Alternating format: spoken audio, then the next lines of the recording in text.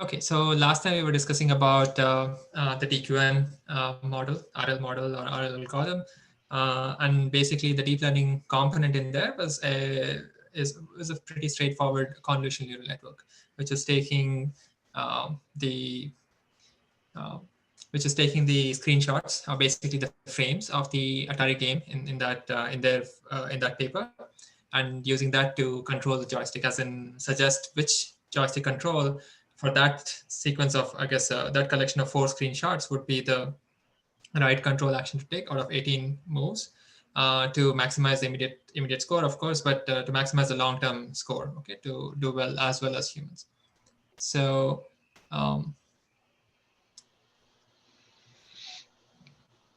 after that, we were looking at a slightly different problem. It was actually a planning problem, and try to see, is it not coming up?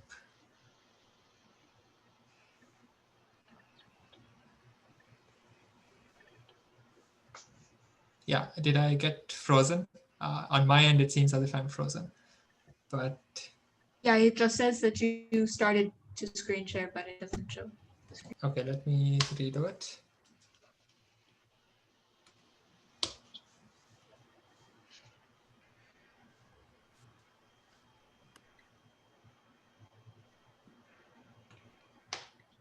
Okay, so let me step back for a second and talk about this problem again. Okay, so it's just that I think it's a different flavor of problem that you probably have not seen before.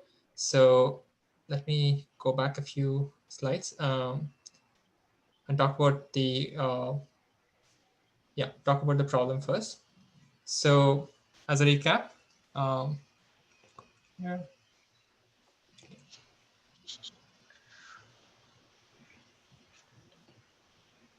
Oops.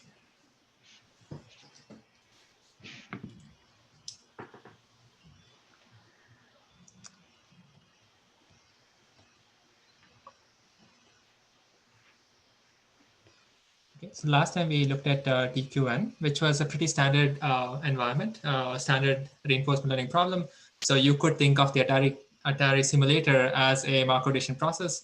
And if you think of that, then the API contract for that simulator is essentially it's shown in action by the controller, or basically the RL algorithm. And given that action, it will change the screen for the next second or next 2 seconds or whatever. Okay, so that's the environment, and you can think of that as a Markov decision process, where it gets exposed to an action and then responds with the next state and the immediate reward. Okay, but there were a few tricks there, right? There was the notion of experience replay.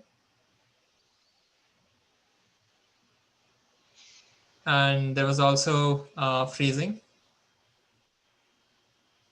of targets. Okay, so essentially it should look like a supervised learning problem, except that you're training a function which maps state and actions to a number, but that number is supposed to be a moving target. Okay, and unlike supervised learning regression problems where you're trying to do y minus, let's say, f of some input, let's call it f of s comma a, for example.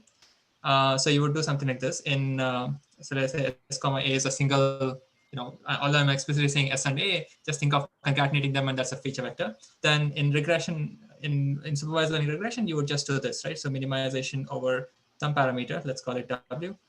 Sorry, I'm using w as a subscript instead of a comma w, but it's the same idea. And then you would have a summation over some data, okay, some data, right? This would be regression, but the only thing that changed now is that instead of y, you would have a r plus, let's say, max over a prime of q of s comma, sorry, s prime a prime, and at some frozen target weights, w bar, okay, or w minus, okay. So it's just a slightly different target than some yi that you would see in supervised learning, okay. That would be the freezing of targets, and experience replay is what is this data? This data should be not the exact sequence of state actions next states that you've seen, but it should be randomly sampled from a replay buffer. Okay, so that was the 2 key ideas in DQN. And so that was an example of fusing reinforcement learning or online machine learning with deep learning. Next, we'll slowly get back. Actually, today's objective is to get back into natural language processing, which we left off when we were talking about word embeddings. But in order to do so, before that, let's recap a part of last lecture as well, which is the second problem, which is a search problem. And this was, we were motivating it with a very, I guess, high profile, I guess, success story.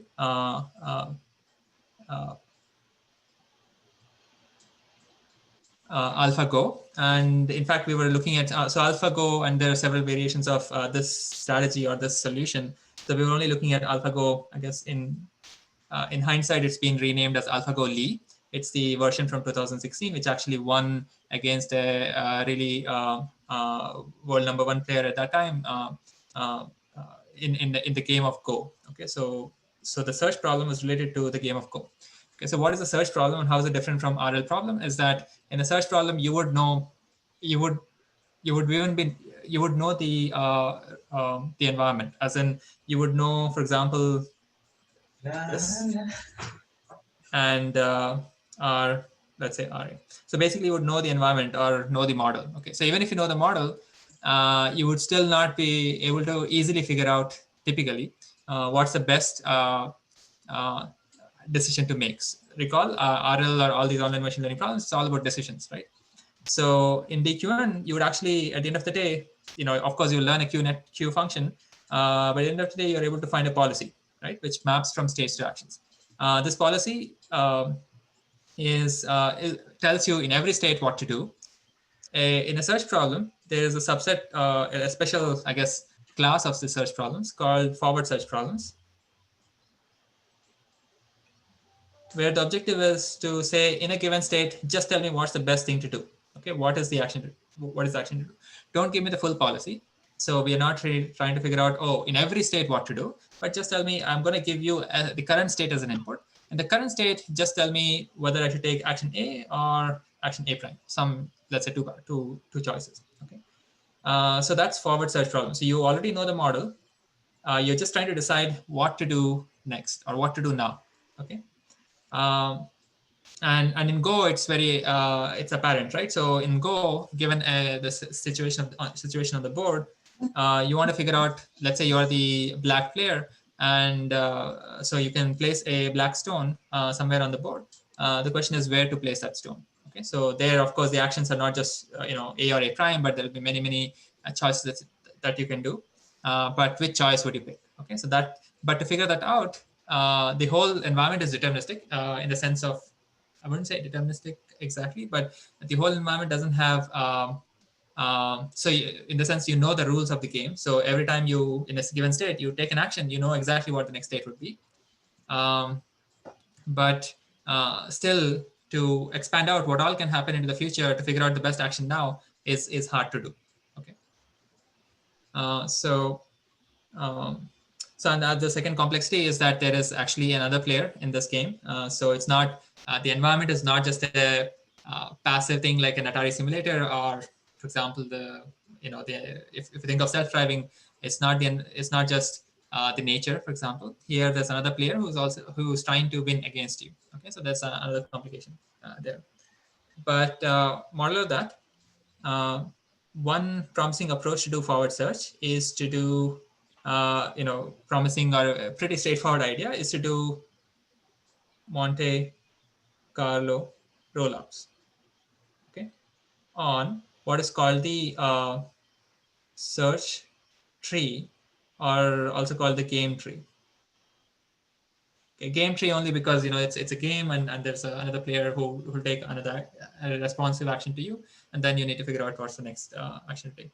So what are Monte Carlo rollouts? Recall, our objective is to just, given this starting state or given a specific state, tell me what's the best action to do, or what is the best place to place my next stone, for example. And to do that, we're going to do rollouts. Okay, rollouts just mean that we're going to simulate what would have happened if I take an action 1 now. Okay, let's say actions are indexed from 1 to 10. If I take action 1, what would happen all the way into the future till maybe the end of the game? if I take action 2, what would happen till the end of the game? Okay. Similarly, all the way to action 10. If I take action 10, what would happen all the way to the end of the game? You're gonna imagine that, not on the real board where you actually have to take an action, but maybe you'll go back to your drawing board and figure out, okay, it is all things that can happen. And maybe there's a 60% chance I will win if I take action 1. Or maybe if I take action 2, there's no chance I will win. Okay, so you have to conclude something like that. And based on that, then you figure out, okay, maybe action 1 is the best action now. So I'll play in the real board action 1. Okay, so that's the idea of forward search and Monte Carlo rollouts. Okay, now what is Monte Carlo? Is the act that you're only gonna, so here's the figure. Okay, so what is this figure? This figure is the game tree or the search tree. Monte Carlo. No potty, no cookie. You know how that works. No potty, no cookie.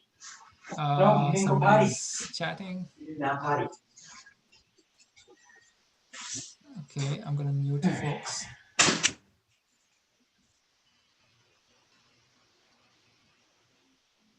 Mute. Okay, I've muted most of you. Okay, so anyway, so this is the search tree, and Monte Carlo just refers to the fact that let's say here in this example, in this figure, there's 2 actions. Let's say A1 and A2. You want to figure out what action to take, A1 or A2, right? And you're going to do rollouts, which just means that I'll try A1 and everything else that can happen later on if I take A1 now, and the whole thing proceeds forwards in the sense that if I take A1, if it's a game, then the opponent will do something, then I'll do something else, and so on. So there's this, you'll simulate the whole play, and at the end of the play, maybe something happens. Maybe this time you win, maybe a couple of other times you lose. Okay, and these are still continuing on. Okay, so these are all the things that can happen, right? Using that, as I said earlier, you can figure out whether A1 is a good move to make or not. The Monte Carlo aspect, this Monte Carlo rollout just means that I can't try out everything, right? So in a game of Go or in the game of chess, the number of states is too many. So there's a huge branching factor, because at every state, there are a lot of things that you can do on the board, right? If it's a 19x19 board, there's so many locations that you can place a stone, okay, at any given point of the game. So instead of trying out the full search tree, you'll just try out a path, okay, and the path is highlighted here in red, so I'm not gonna pick it again.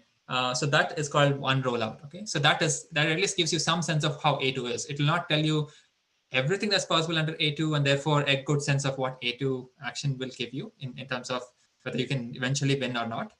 But it will give you some information. Okay, so that's the idea of rollouts. Okay, so that's the idea of forward search using simulations or forward search using Monte Carlo rollouts. Okay, so simulations just mean that you pick some number of simulations that you're going to do, which is, let's say, capital K. You can't search the whole tree. It's branching too many times, and so it's a huge tree with a lot of depth. So you're not going to try out every possible path from your starting situation or starting state, ST. So you'll try out capital K number of times. Okay. And that that you can and how are you going to try it out? You need to have some default policy to do this, right? So you need to try, when you say we need to try out all the actions, because you're only going to do some parts of this tree here. You can try out with some default policy, and that's shown in the next slide. Basically, the policy here is pi. Okay, so this policy pi could be some hand engineered manual if then else type of a rule based, for example, decision function, okay, decision making function. So once you get such information, so let's say you have these trajectories, capital K trajectories, for one, let's say capital K trajectories per action. So let's say we had 2 actions, right? A1 and A2. So for A1, I'll get 100 such trajectories. For A2, I'll get 100 such trajectories. And then for A1, I'm just going to get a sense of what is the average winning rate for A1. And for A2, the same thing. Maybe the game terminates. And then what is the average winning rate for A2? And then pick the one which is the best action, and then suggest that is the action that I should take now. Okay, so that's the search problem. So the conclusion of the search problem is the algorithm should come back to me and say which action I should take at this given point, right? So that's simple Monte Carlo research, and simple Monte Carlo search or Monte Carlo rollouts, same thing. And the idea is to improve this. Okay, so the idea is to improve this in two ways. First way is we're going to do what is called a tree search. Okay, all it just means is that we're going to do a clever search. Okay, so if you recall, if you go back to our A/B testing part of the discussion some time ago, if you have two actions A and B, control and let's say a variation, you're not gonna. So if you do an A/B testing, even if you know that control is terribly bad, you're gonna spend 100 visitors visiting to the control version, right, or A version. Let's say the total number of users that you're going to expose to each variation is 100 each. Then 100 users are going to see version A, even when you know maybe within 10 trials that version A is bad. Okay, so A/B testing in that sense is inefficient. Okay, samples are being wasted. And so the same idea you can use here, where you're not going to try out some of the actions because they have been not so promising. Okay, so you're going to dynamically reallocate which action you're going to try out in the next experience that you're going to collect. So basically recall, so let's say capital K is 100. Then let's say that we have action A1 and A2. So maybe at time, let's say for not time, sorry, little k is equal to 1, maybe I'll try out action 1. Maybe it seems promising. I'm getting, I got a win, okay, this time. Maybe at k is equal to 2, I'll try action 2 because I don't know anything about it. Maybe I lost, here I won. Maybe at k is equal to 3, I try out again A2 for some, just randomness. So, and again I lost. So this means that maybe, just this is very short example, but maybe I should not try A2. I should spend the remaining, okay, actually maybe I should add A3. So to make the example better, so maybe you tried this and you won. So k is equal to 4 onwards, you may only try A1 and A3. Okay, so you stop trying A2. Okay, so which means that 100 examples that you would have tried, 100 episodes that you would have spent time collecting to get a sense of A2, you would not do that. Okay, so that's sample efficiency, and that's exactly what we did when we moved from A/B testing to multi-on bandits, right? So the same idea is going to help us go from Monte Carlo search to Monte Carlo tree search. And the second improvement, which actually ties back to deep learning, and the rest of the lecture is going to be about deep learning, is that even here, we can use prediction functions. Okay. Prediction functions are basically function approximators.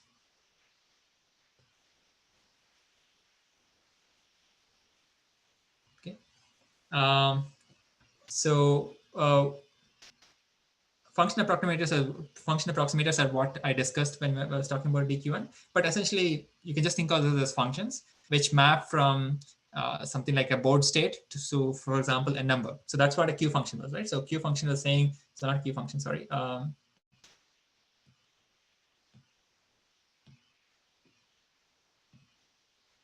value function is saying what's the value of a state. So it's some real number, right? So it's taking the board state. Let's say that we are talking about Go, so it's the board state, and you just assign a real number to that, right? So this is a function. You can approximate this function just like the state action value function using a neural network. So so this function basically we can use such functions, even let's say value functions or state action value functions, or even the policy function. Pi of s can be also a neural network. Okay, so we can use these functions to improve not just research, but improve this search process. Okay, so we're going to improve the search process in two ways. One is using tree search. The second is using function approximators. Okay, so which is in the RL world or in the decision making world, sequential decision making world, which would be value functions or policies or things like that. Okay, so that's the lay of the land. Before I get into what I'm going to do next is spend some time on one. So what is the efficiency that you gain by doing a tree search? The second thing is where can we use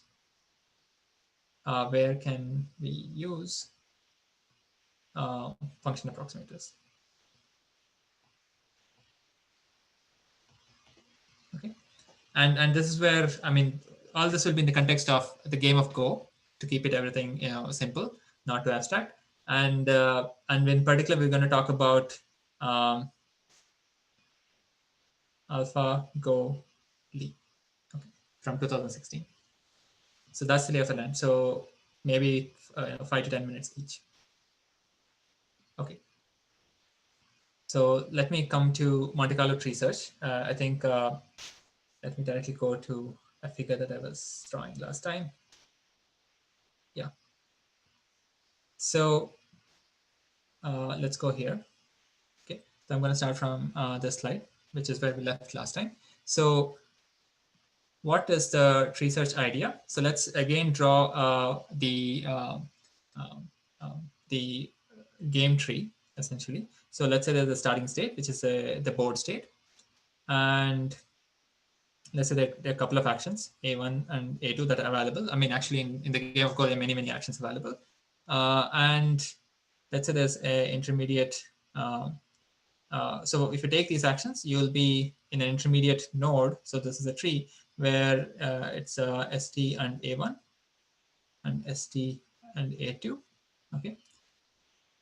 And then maybe the opponent at this point does, because it's a game of Go, the opponent does something, and you get to a new board state where you can do where you can continue to do something, which is let's call it ST plus 1. Okay. Okay. Yeah. Let me not call it ST plus 1. Let me just call it S1. Okay. So, and if the opponent does something else, maybe you'll land up in S2. And similarly, if you took an action 2, and if the opponent did something, let's say you will end up in S3, which is just the state of the board. Okay. Similarly, S4. And from each of these states, again, let's say you have a couple of actions. Okay. And similarly, you'll have these black nodes. I mean, these black nodes just mean that you took an action in a state. Okay. And why do I need that? I'll just clarify that in a moment. So you would have something like this, which is a game tree, but you don't want to do search with, you don't want to do exhaustive search. Okay. That is not possible for example, in this environment.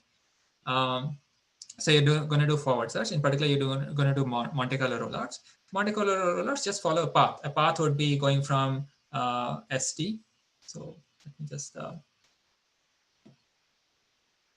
going from ST, taking, so a path would be, you're anyway starting from ST anyway. So you start with A1.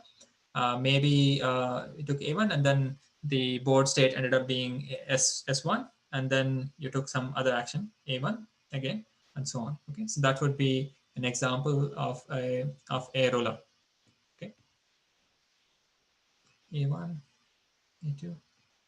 Maybe you have the same actions. Okay. Now, a Monte Carlo rollout is just one path. Okay, but we want to do a more efficient way of Monte Carlo rollout, or a more efficient way of Monte Carlo search, and that's tree search.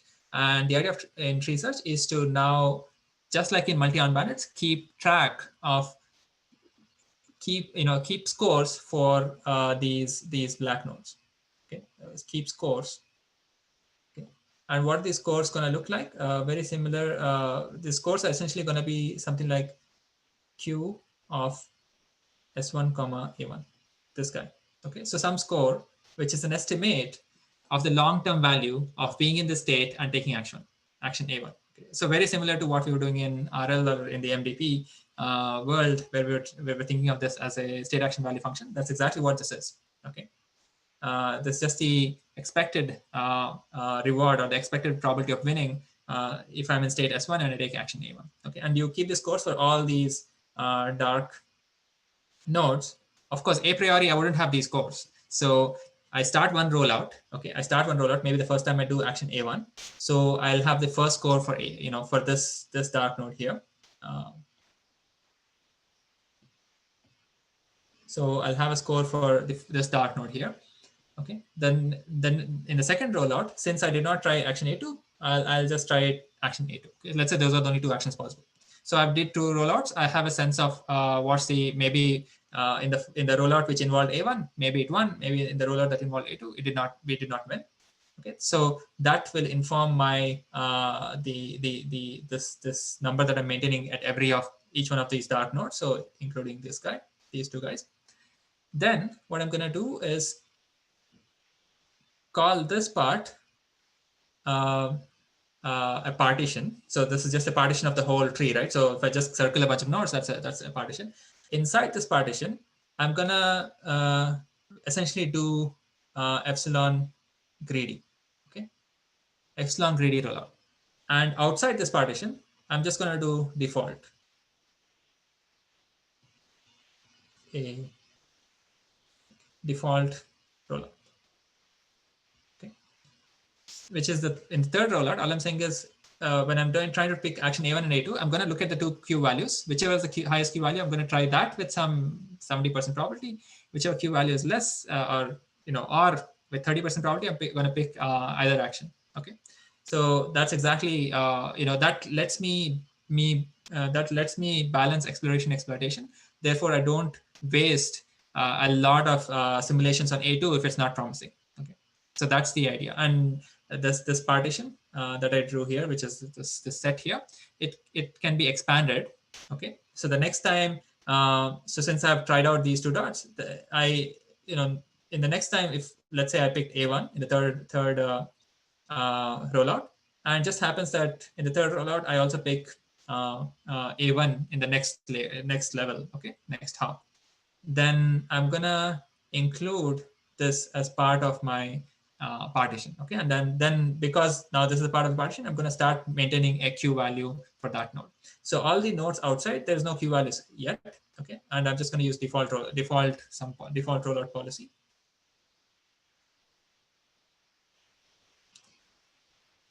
But for the ones inside, I'm going to use Q values. Okay, so I'm going to slowly start expanding and keeping track of Q values, starting from my starting node. And then within that partition, I'm going to make epsilon greedy style decisions of which action to take. But outside the partition, I'm just going to use an default policy. Okay, the default policy is something that does place randomly, for example. Okay, that could also be fine. So that's the idea of Monte Carlo. That's the idea of Monte Carlo tree search. Okay, tree is because you're inside this partition, you're being judicious and maintaining basically a search tree. Okay, this whole thing is a search tree, and you're doing more judicious exploration, a more judicious collection of episodes or experiences to figure out what's the best action to take at this point. Okay. Any questions here? Oh, is QCAP, okay, there's a question here. Is a QCAP used for checking the performance of black dots? So QCAP, just think of this as a number that I'm associating with every dark node. Okay, so every dark node here, the ones that have darkened, are basically, every dark node represents the state and the action you took. Okay, so and the white nodes represent just the state. Okay, the white as in the unfilled nodes. I have kind of abstracted out the opponent player, because the opponent player will also do something because of which I'm gonna get the next turn to take an action, right? Okay. So it kind of gauges the performance, right? As in yes. Q value is exactly, it's exactly the long-term value of me in this state, in this board state. If I put the black pawn, the black stone somewhere, eventually will I win or not? Okay.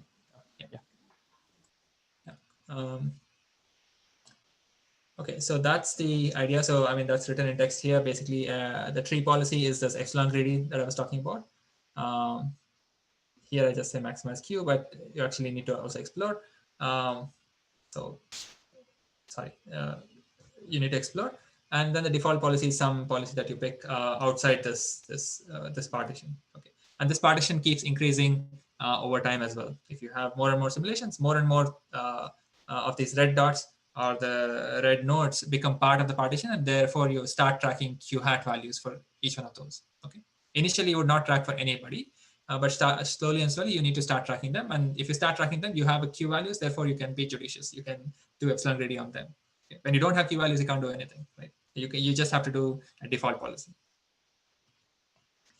Okay, so that's the idea. And although it's quite, this description is verbose, let's look at some pictures with AlphaGo and now talk about the function approximation.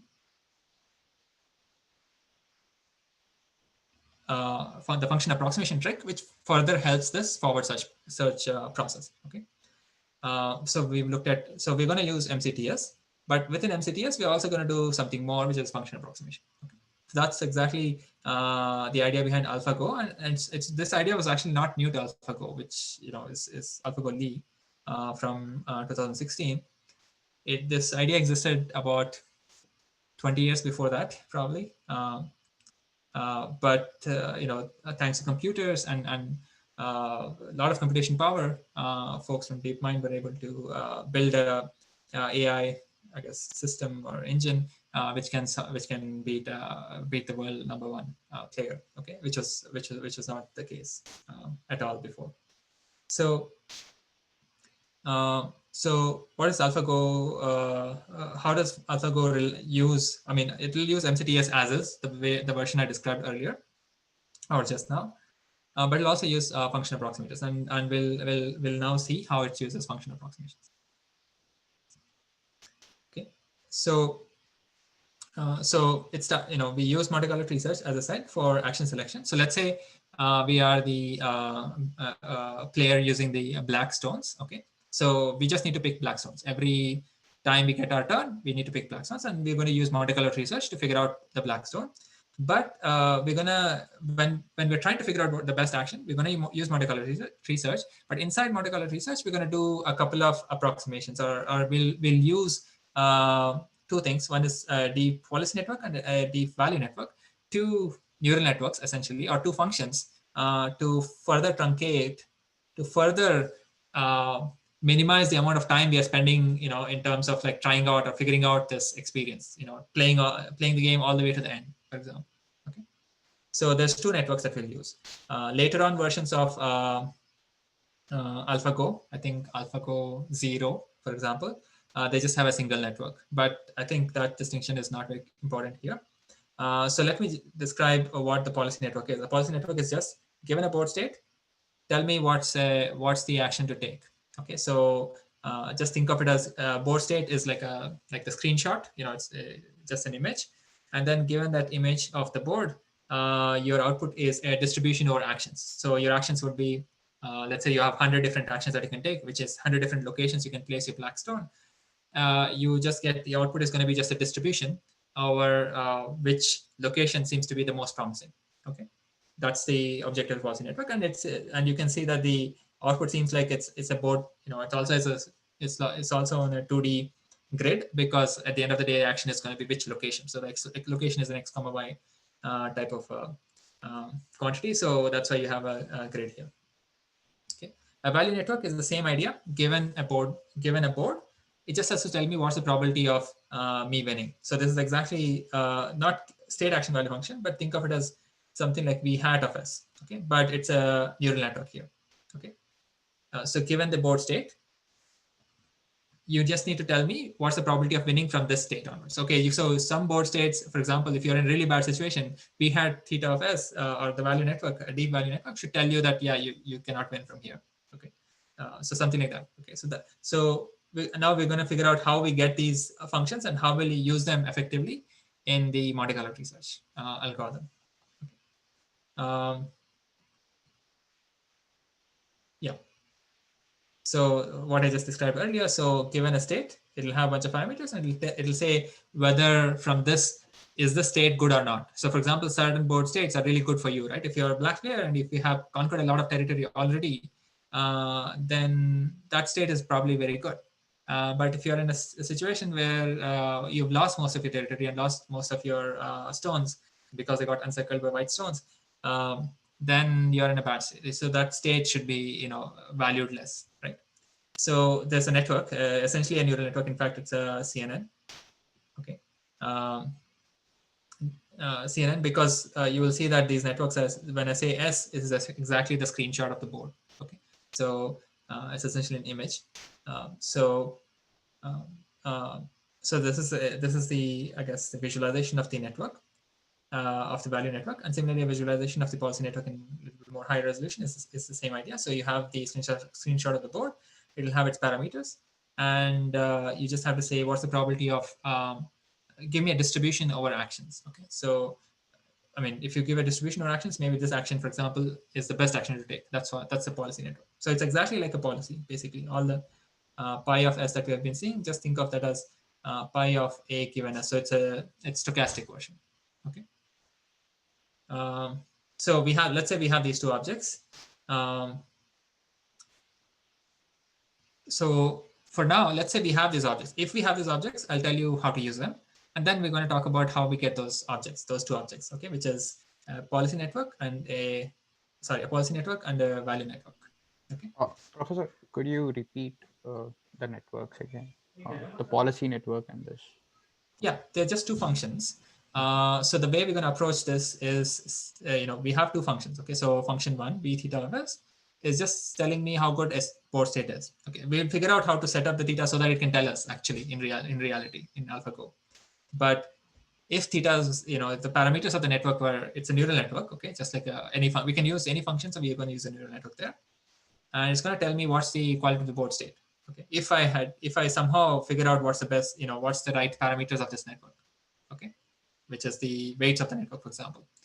Okay. So let's not worry about the training of the weights right now. So if we had the right weights, then one of the networks is going to give me from the board state, which is, let's say, screenshot, goes to a real number. Okay, the number is going to say whether the state is good or bad. Okay. Similarly, a policy function, a policy network is just going to say, oh, given the state, it's going to be a distribution or action. So because I can take actions all over the board, right? It will say, okay, take this action with 60% probability, take some other action with 30% probability, and take some other action with 10% probability, and don't take any other action. It's just represented in a 2D grid. Okay, so this is a function. Okay. Now we need to still figure out how to get good parameters for this function. But the way we'll start is to say, okay, if we had these good functions, how are we going to improve Monte Carlo tree search, and then talk about how do we get these functions as well. Okay. Okay. Yeah. So yeah.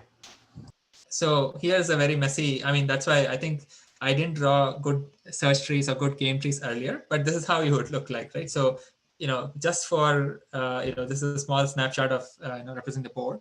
And then if you take a move, let's say you placed your black stone on the left side, that's action A1, for example. And if you put it somewhere else, that's action A2. And you can imagine there's so many actions, right? There's a huge branching factor here. And then depending on that, your opponent will do something, right? Your opponent will do something. Again, you'll have A1, A2, A3, tons of actions. So this very, very, very messy diagram is the whole search tree, starting from just this board state. And our problem, the forward search problem, was just to figure out which of these actions, A1, A2, A3, A4, whatever is allowed here, which one of the actions is the best one to take now, right? So in this messy, so this is the search problem where Monte Carlo tree search, what we'll do is like roll out one path, or Monte Carlo search itself will roll out a few paths and figure out, how good is A1, how good is A2, right? And the quality would be just exactly what we talked about, Q hat of, this starting state, and whether A2 is good or not. We can call that estimate just Q hat because it's exactly that, the long-term reward of me taking an action A2 from the starting board state, right? So that, Monte Carlo rollouts would just go through one of these paths. If you had 4 rollouts, these are the 4 rollouts, for example, get Q hat and compare the Q hats and pick one of the actions. Monte Carlo tree search is going to do that, the same rollouts, but in a more, I guess, intelligent way, where it'll if A2 is not promising, it will not spend any other paths going through A2, for example, right? It will not try out A2. If it's not promising in the first few times it tried out A2. Okay, that's all tree, that's the effect of the tree search part. So if you think of the role, but both tree search and Monte Carlo rollout, you have to do a rollout, which is, every experience. So there has to be some trajectory like this, right? So maybe it's, these I guess dice just represent that there is some stochasticity. You know, for example, if you do epsilon greedy, if you're in the tree part, you know, if you're in the tree partition, if you're outside, you may be doing some random policy, for example. So anyway, you have to do anyway one rollout. Now, if we had those two functions, the policy network and the value network, you can use it. Okay, so the way you're going to use it is you stop the rollout at some point. You don't do a full rollout, so the same figure as before. Maybe you're going like this. I don't know. But instead of going, 10 steps, after 10 steps, there's some state. At that state, instead of doing a rollout, which is that, you simulate what you're going to do, somebody else simulates, you simulate what the opponent is going to do, you simulate what you're going to do, and so on. So doing that, at that state, you just say, oh, what's the value of the state? Okay, if you had that function, value function, right? You can just ask what is the value of the state and just say, oh, that's the value. You just pass it back to keep track of whether this action A2 was promising or not. Okay, because if you roll out all the way to the end, you may win. Maybe you pass 1. If you lose, you pass 0. So either you send 1 or 0. Instead of that, maybe this says 0.9. Okay, maybe this is a good state to be in. Okay, so it'll pass back 0.9 for this A2, and that will feed back into whatever estimate you're keeping for that state and A2. Okay, the starting state. Okay, this is this. Okay, so that's one use. At least we know how to use at least the value function. So don't roll out fully, or just use truncate the rollout. Okay. Similarly, how can we use the policy network? We can use it in 2 ways. One is to actually do the rollout, right? So this rollout here, instead of doing random rollout, we can actually just use policies, right? So the policy function, right? P sigma of A given S. So at any given state, I can call this the policy network that I had. It'll tell me, oh, here's the distribution or actions that you can take. Use that distribution to figure out, take an action and so on. So you can certainly use policy network instead of doing a random rollout. So it will certainly use it as, for example, instead of doing a random policy, you can just use the policy network, right? At any given point of time. So, but also policy network, are we eliminating the use of epsilon greedy then? Yes, because this is already stochastic, right? So this is Yeah. a distribution of actions already. Okay. Yeah, if you're just using queues, then they're not random numbers; they're just scores, and so you need to try out arbitrary action. So you'll add epsilon. Yeah. Okay.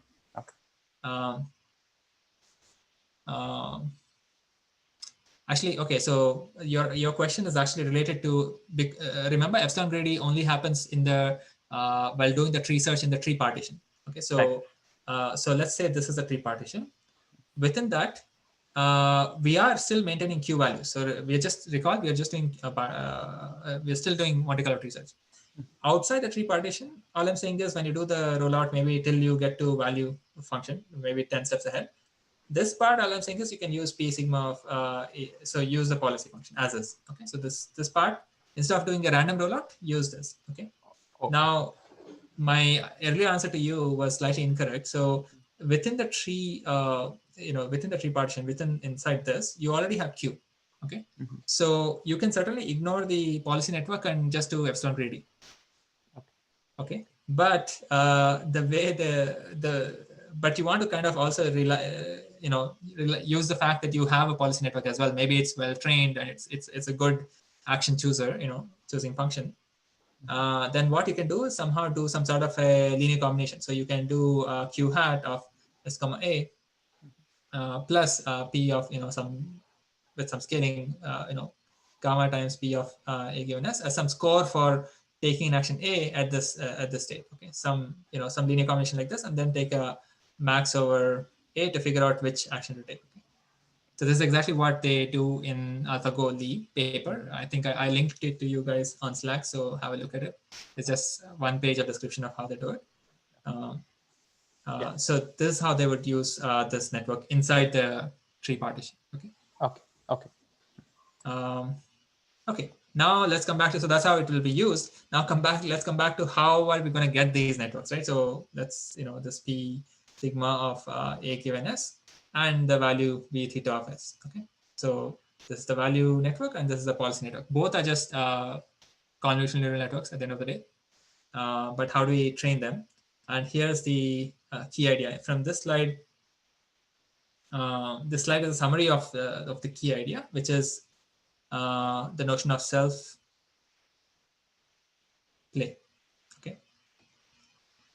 And the self play only makes sense when you're talking about games, and we have a game problem here, the game of Go. So we're going to talk about that. So step one, we're going to do a very simple or very straightforward idea, which is we're going to train an initial policy network using human played games. So in this game, and not just this game, many other games like chess and so on, for every board state, we know exactly what human players did. We have historical log of these are the games that humans played against each other in every board. These are the, this is player one, what they did. This is player two, what they did in every state. We have that information. Okay. So you can just train a classifier. Every state, we know what the human did. That's my reference label. That's my class label. And you just need to use that XY pair, where, state and what did the human play. Okay. This pair, state and human play, as your training data, and just train a supervised policy network. Okay. So that's just like just training a CNN. Okay. It's just that the human play, whichever is the action that they took, the action space is huge. Okay, unlike like a two-class classification problem, it's like a many class classification problem. Okay, which is the number of actions allowed from that state. Okay, so you start with that. In fact, AlphaGo Lee from 2016, they did that, and actually later on, I think 2017 onwards, they actually eliminated this part, which is that you don't even need human data to figure out a policy network. Okay, but that's a different story. At least for the version we're talking about from 2016, they did use human data. Okay, to learn an initial policy network, and it was doing a classification. On I think classification accuracy was like 57%. I don't know if it's classification accuracy or. Okay, let me not add that number then. So it's a decent classifier. Okay, the initial one. Then what you do is in step 2, you're gonna do what is called self-play. Okay, which is that you have this policy network. Just use the policy network to play against an opponent which uses the same policy network or a lagged version of your policy network. So what I mean is that you have this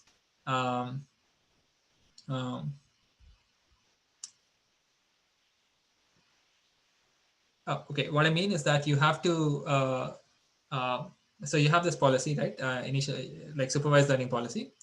You wanna now improve the policy. Okay, you want to get better. You want to get a better policy.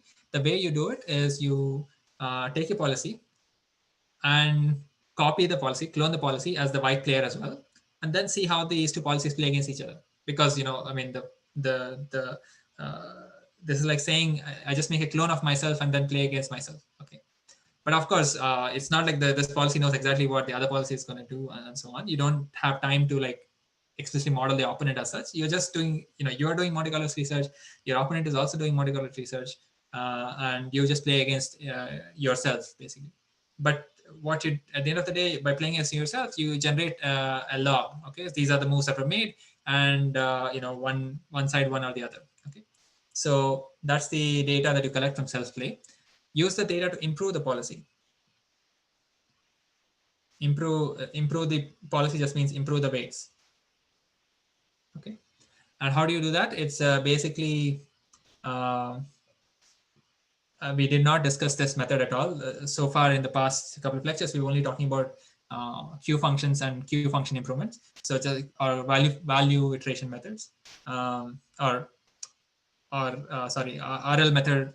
The only RL method we've seen is basically Q learning and its variations. So there's actually other methods which directly improve the weights of the policy. Okay, these are called policy gradient methods.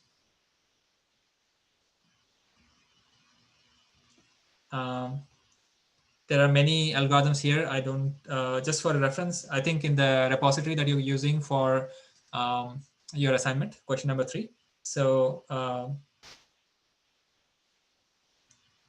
there's an algorithm called reinforce that you can use. There's also an algorithm called PPO that you can use, and so on. Okay, so there are methods which directly directly work with the policy function. Okay, they don't have to work with the state action value function. Okay, then you may say, oh, what's the pro and con of doing one or the other? Both methods are equally good. Empirically, one may better work than the other depending on the environment. Okay, And the methods that we saw today, for example, DQN, is the one which doesn't directly improve. It doesn't have a policy function at all, right? It only has a Q network or a Q value function, state action value function network. And so it's only going to improve, work with that object. Okay.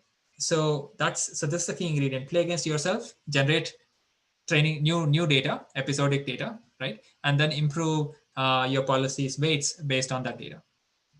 Okay. And finally, once you do that, one last thing is you have this self-play data, right? You improved your policy, but you can also use the self-play data to now train a value network. Okay. And this training is just going to be a simple regression problem where you say, oh, here's the board state, and here's the board state for the black player. At the end of the game, the black player won or lost. Okay, that's the outcome. So every board state, you have a win or loss outcome. So you have again a supervised learning data set, okay, where you have board state and a outcome which is 1 or 0, and you can again construct a function which maps from board state to tries to predict 1 or 0, basically, right? It's a regression problem. That's it. So that's how you get a value network and a policy network.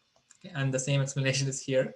I think I'll skip that. There are some details about how many layers in the convolutional neural network, how much data was used to initially train, how much effort, computational effort. At that time, it was quite a bit of effort. Okay. So this was the initial network, and then the final network, as I said, uses what is called policy gradient methods. It's very similar to using a DQN model, but the key thing is your data is generated using self-play. So the network plays against itself. Okay, so it's as if you clone the network. So just copy the weights and just say, oh, you're playing against an opponent. It's just that the opponent also is a neural network which uses the same weights as you. Okay, so again, they did a lot of effort here. And then value network, as I said, is just a regression problem. So mean square error is just a regression problem. You have games, you have states, comma outcome. I think outcome is called C here. So you have a state, comma outcome pair. So you have X, comma Y pair. So you just do regression. Okay, least square regression. That's it. And then let's drop this MCTS diagram. So, I mean, the idea is, as I said, you use a linear combination of Q and the policy network if you're doing in the tree search part. And outside the tree search part, you just use the policy. I mean, I don't know. Yeah, outside the tree search part, you can just use the policy network. And at some point, you need to you use the value function. Okay. So don't worry about this diagram. As long as you understood the networks, it's the same as original MCTS with these two networks as we discussed before. So that's it. And with a lot of computation, a lot of engineering, they were able to make this, get this landmark result. And since then, the subsequent versions of this style of programs or this style of algorithms have really achieved much more performance. So now you really cannot, those algorithms don't play against humans, as in they certainly will beat humans. So now the challenge is only those algorithms versus other algorithms. Okay? So it's very similar to the state of chess today, right? So in today, many of the chess programs will definitely beat humans. So it's a question of whether the chess program can beat other chess programs. Any questions in this part?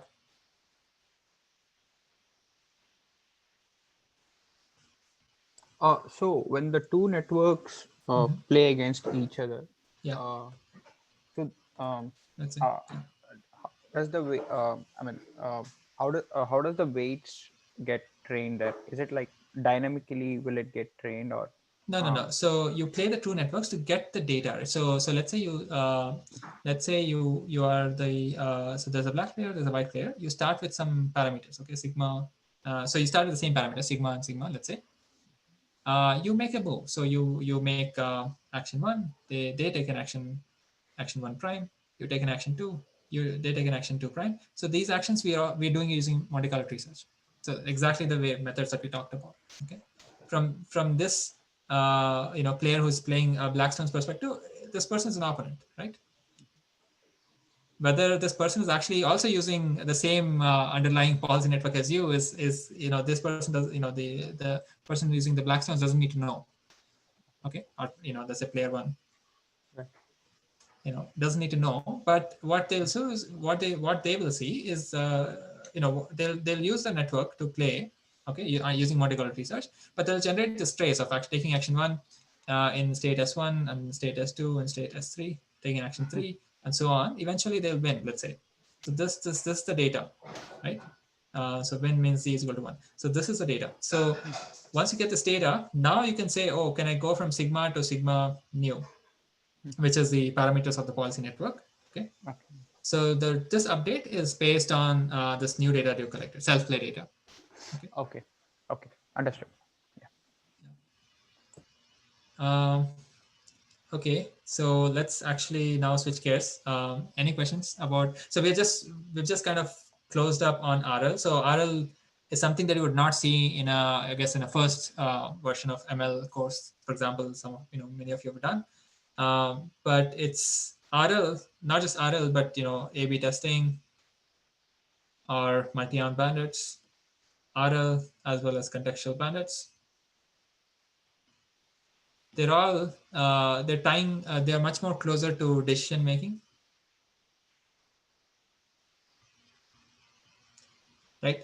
There's one more version of decision making which I didn't emphasize much in many of these previous lectures, is that certainly if you have to make decisions based on forecasts, you can certainly train a supervised learning model which generates good forecasts, and as long as the forecasts are really high quality, then you can make decisions using those forecasts as like forecast numbers. There will be numbers as inputs to your decision making problem. For example, your decision making problem could be purchase, no purchase of stocks, for example.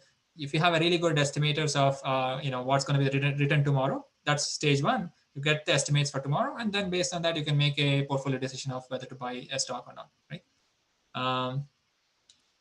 But so that's one way of coupling forecasting and decision making. But what we saw here are more, I would say, are a variation which fall under, I guess, I was calling online machine learning, where you're trying to improve the model again and again, and improve the forecasting model over time. But the forecasting accuracy is not the most important thing. For example, in bandits and contextual bandits, the important thing was you incur minimal regret. Okay, and in RL, the objective is that not that you learn the model of the environment really, really well, but your cumulative expected reward on average goes up, and on average is high.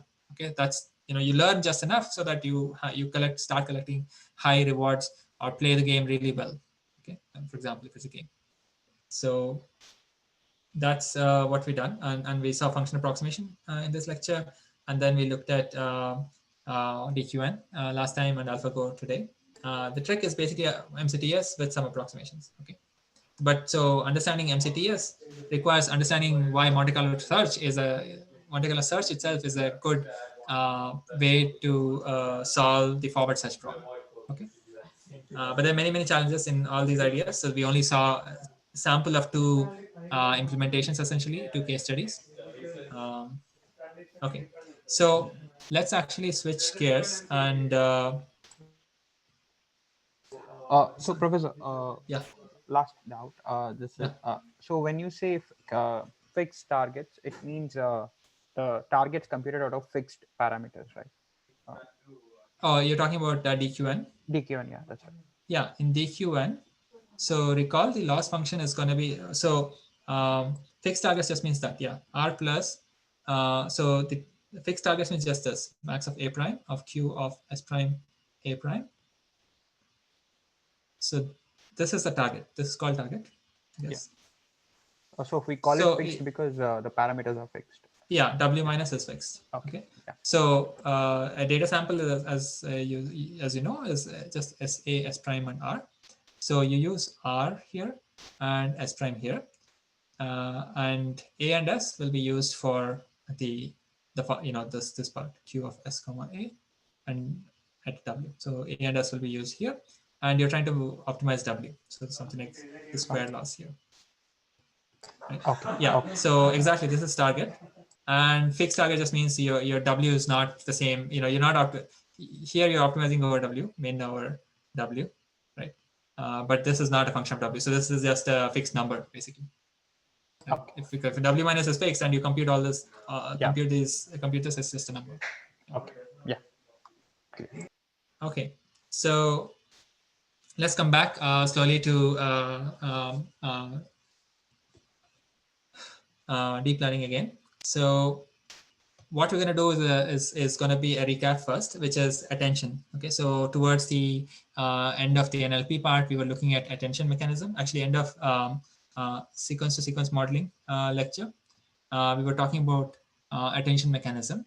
So we're going to do a recap now, and then that will set the stage for a slightly, I guess, a new variant of attention, I would say. It's called self-attention. This came out in 2017.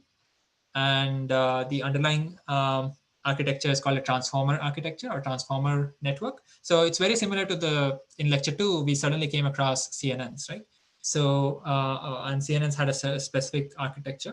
So similarly, today is going to be, and similarly in sequence to sequence models, we looked at LSTM architecture. And so today we're going to look at transformer architecture.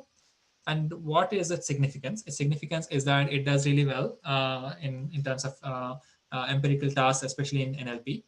But there's also, I guess, but there's also a use for the self-attention because it's a part of certain models called, for example, BERT, and there are many variations of this. These models can also be used as pre-trained models, okay, in NLP. So we have not seen pre-trained models much in NLP before, except of course we did see word-to-vec, right? So if you have an NLP problem, let's say you're classifying sentiment, you would say, oh, word2vec is already giving me vector embeddings of words. It's been trained on some large corpus. So if I have a sentiment classification task, then first I will take the words on my input, get the vector representations of the words from word2vec, and then do my classification, right? So we have seen some form of using pre-trained, I guess, embeddings before. But you'll see that there's a difference between using word2vec and using these models, which in particular BERT as a prototype example, these models as pre-trained parts of your problem, okay, NLP problem. So NLP, by the way, just means natural language processing. So is the lay of the land clear? We're going to just recap attention. So this should be familiar. And then we're going to look at transformer architecture. And the big impact of that is actually that there are pre-trained networks available, just like ResNet 18, ResNet 50, or VGG 16, or whatever that you've used for vision. We can use the same ideas using transformer-based pre-trained models to help in any, like any domain-specific or an application-specific data set or problem that you have. Okay, so that's the lay of the land. Actually, there are lecture goals, but so the lecture goals are basically the same as this. So I'm not going to flash those. I'm not going to switch screens here. So let's get into attention in sequence to sequence models. So just as a recap, what does attention actually mean? It's just the idea is that when we're trying to predict some output, because it's sequence models, the output could be a sequence. So if the output is a sequence, if I'm predicting, let's say, the third element of that sequence, let's say I'm predicting the third element of the sequence, I can attend or focus or take as input some subset or some specific parts of the input sequence as well. So I can take those specific parts of the input sequence into account while predicting my current output. Okay, so that means that I'm attending to certain parts of the input sequence, and we'll see using diagrams what this means again in a few slides. Okay, in the next couple of slides. We just mean that the prediction of the current output depends on specific parts of the input sequence. Okay, so to ground, instead of generally talking about sequence modeling, let's talk about sequence. So let's talk about neural machine translation. So this is not correct here, but yeah, we'll talk about neural machine translation. And in fact, the reference for most of today's lecture is this set of articles on this URL. Okay, so so we're going to look at neural machine translation, and we're going to look at transformer as well as BERT. All of these, this is one of the references I've used. Okay. So what is neural machine translation? In a sequence-to-sequence model, you would have neural machine translation, by the way, is just going from a sentence in one language to another language, and it was a part of your assignment as well. So, so you generally have an encoding stage where you pass, for example, the first word, you get a hidden vector, you pass the second word, using both the previous and the second word, a hidden vector is generated.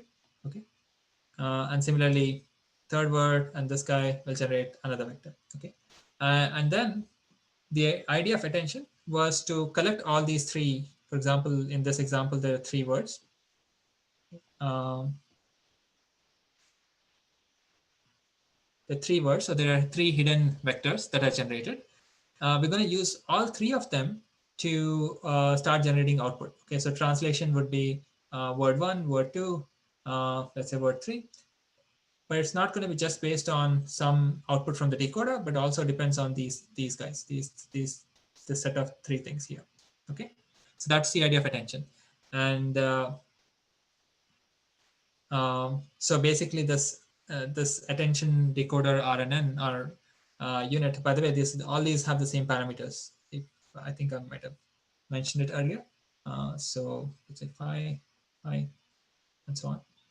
Okay, so the decoders are going to be, you just call them attention decoder RNN here, because they will use not only, for example, an input, the previous hidden layer, but also, all the hidden vectors generated from the encoding to generate the output. Okay, so let's actually slice it down a little bit. So let's say, I generated word I, let's say, somehow using attention network. Then what I'm going to do is pass it back as input here, and then generate am, and then pass it back as input, and then get another output. Similarly, pass it back here, generate another output. Yes, that's exactly, that's how you would decode in a sequential way. Okay, and you can do beam search decoding and all that. We have seen it before. Okay, so now let's talk about what is the attention that we did before. So recall we had these three vectors. Okay, three vectors because we have a three word long sentence as the input. Then what we're going to do is we have these three vectors. We also have a decoder output.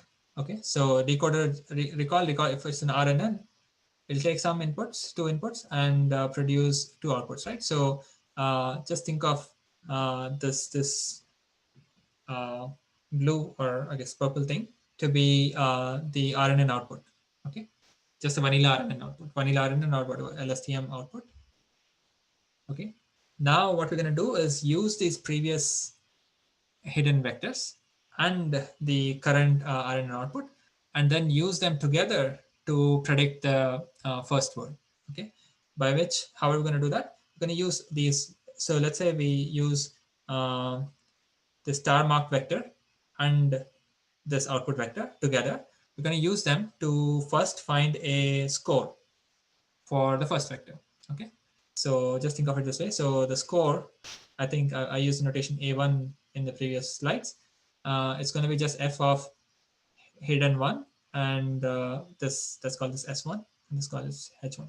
Okay, so H1 and S1 together will give me a score for the first hidden vector. Similarly, a score for second hidden vector. Similarly, a score for third hidden vector. Okay, so that's one step. First, generate the scores. Normalize the scores using softmax operation. Okay, so that these numbers are between 0 and 1. Okay, so you can see that 13, because the score is high, it became 0.96, and the other scores became quite low. okay, but they're all between 0 and 1. Okay, this is just normalization. And then once you normalize it, you use the scores with the previous hidden vectors to average them out. Okay, so that average thing would be this vector. Okay, so this is the context, I guess, vector. Okay, so you average them out. That's the vector. Okay, so this is the attended intermediate vector after attention. Okay, so the attention weights are these. Okay, or the normalized weights, attention weights are those. And then averaging out the hidden vectors would be this. So here the attention is basically on the first vector. Okay, so that's what attention means. So if it just happened that the attention was on the third vector while focusing on trying to generate the first decoded output, then it's like saying we are attending to the third input while producing the first output. Okay. So now we have, so what do we need to do still? We have to use these two to still make a prediction of what the first output is going to be. Okay, so we need to do that. And here's a diagram to do that. So you have attended vector here. Okay, so, and you had the RNN. So RNN's output, I mean, I just called it as S1 previously. So let's call it S1 here as well. So this is a star marked vector, by the way. This here is the same as this. So RNN's output, initial output. Okay. I'm going to use this and the context vector. I can concatenate them, for example, and then just do a softmax, linear transformation, and I can just do a single feed forward network, basically feed forward layer, and then get a distribution over vocabulary. Okay, a distribution over vocabulary, and maybe hopefully the index where the probability is high is for the word I. Okay, so in this running example, it's I am a student, so hopefully that coordinate which corresponds to I has the highest probability mass. Okay. So once you have this context vector after you have attended, you can just concatenate it with the RNN's output and then do a transformation to get a prediction for what's the first word. Okay. And then the first word is I, you need to use it as input for the next decoding step. So this I is fed back here. And RNN operation is as before. So if it's an LSTM, you pass the cell state and the previous hidden output, and you get this intermediate hidden output. Use this and the attention, right? So use this and the three inputs here to get the context vector. Okay, again, so to get the average of these hidden input sequence hidden vectors, and then use this one and this two as concatenate them, and then get the next prediction. Hopefully the prediction is such that the am index, the index of the word which corresponds to am, has the highest probability, and so on. Okay, so that's attention in sequence modeling. So do you, and here's an example where so I am a student, so these are the three hidden vectors. In this diagram, all we're showing is, when I'm trying to predict which before the context vector, we had the attention weights, right? So attention weights, let's say normalized weights, alpha 1, alpha 2, and alpha 3. Alpha 1 weight is the highest when we are trying to predict I. Similarly, when we're trying to predict am, alpha 2 weight is the highest. Okay. And when I'm trying to predict A, none of the weights are highest, but there's a, weight one is not very important. And similarly, when I'm predicting student, the last input hidden vector is important. Okay, so that you can just post hoc look at which parts of the input were attended to when I was trying to make a prediction at the current time step or at the current part of my output sequence. Okay, so any questions about this?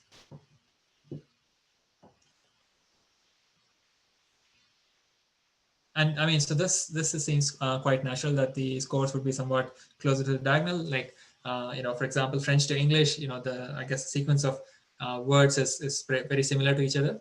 But there are some sentences where it's not the same. For example, here's an example where the attention scores for European economics area, you can see that the scores are inverted. So I guess European economic area and European economic area. When you're trying to predict European, you're not focusing on the, for example, this fifth word. You're actually focusing on the seventh word of the input. Okay, so that just happens because the weights of the attention mechanism, as well as the weights of the RNN units, they're trained that way. Okay, so so this is the non-triviality where while trying to predict the fifth word, I'm actually looking at the seventh word on the input side more. Okay. So any questions about this part?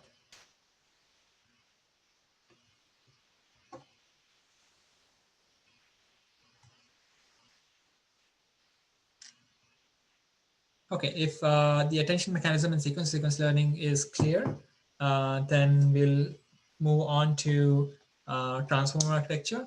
In particular, we're going to focus on what is called self-attention, and subsequently look at this whole idea of pre-trained NLP models. Very similar to pre-trained image or vision-based models. And so we'll do that after a break. So let's take a break for 10 minutes and let's resume at 5:05.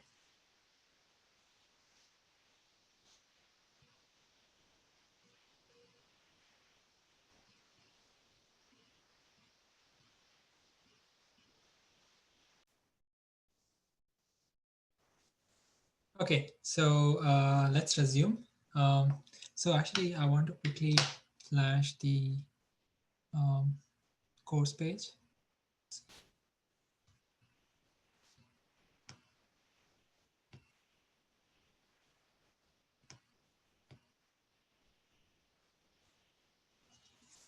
Okay, so on the course page, of course, in addition to the lecture note, you'll see a lot of resources here.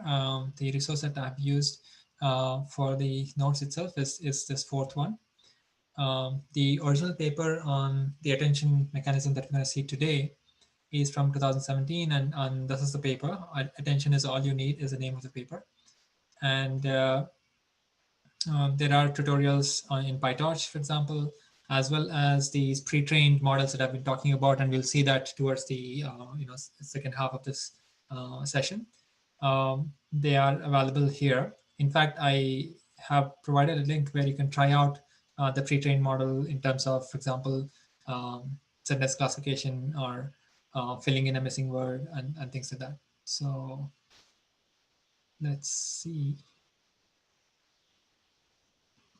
I think the click is too slow, but anyway, so that click went to a page like this. It should have gone. I don't know why. Anyway, so you will see a page like this where it says BERT, base, uncase. Okay, so we'll talk about BERT as the name of the model, and we're going to expand out what B, E, R, and T means. Base is just a, there's two variations, just like VGG 16 and 19 or ResNet 18 versus 50. Base just means basic model. Uncase just means a certain type of tokenization here. But here's an example. For example, they're trying to fill the sentence. So the NLP task here is to just fill the sentence or predict the next word.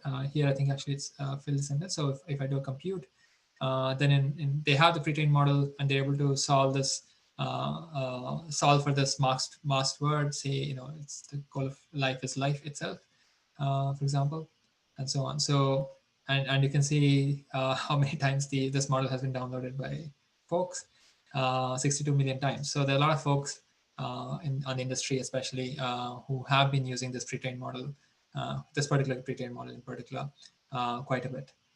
Okay, so I don't know why it's 502.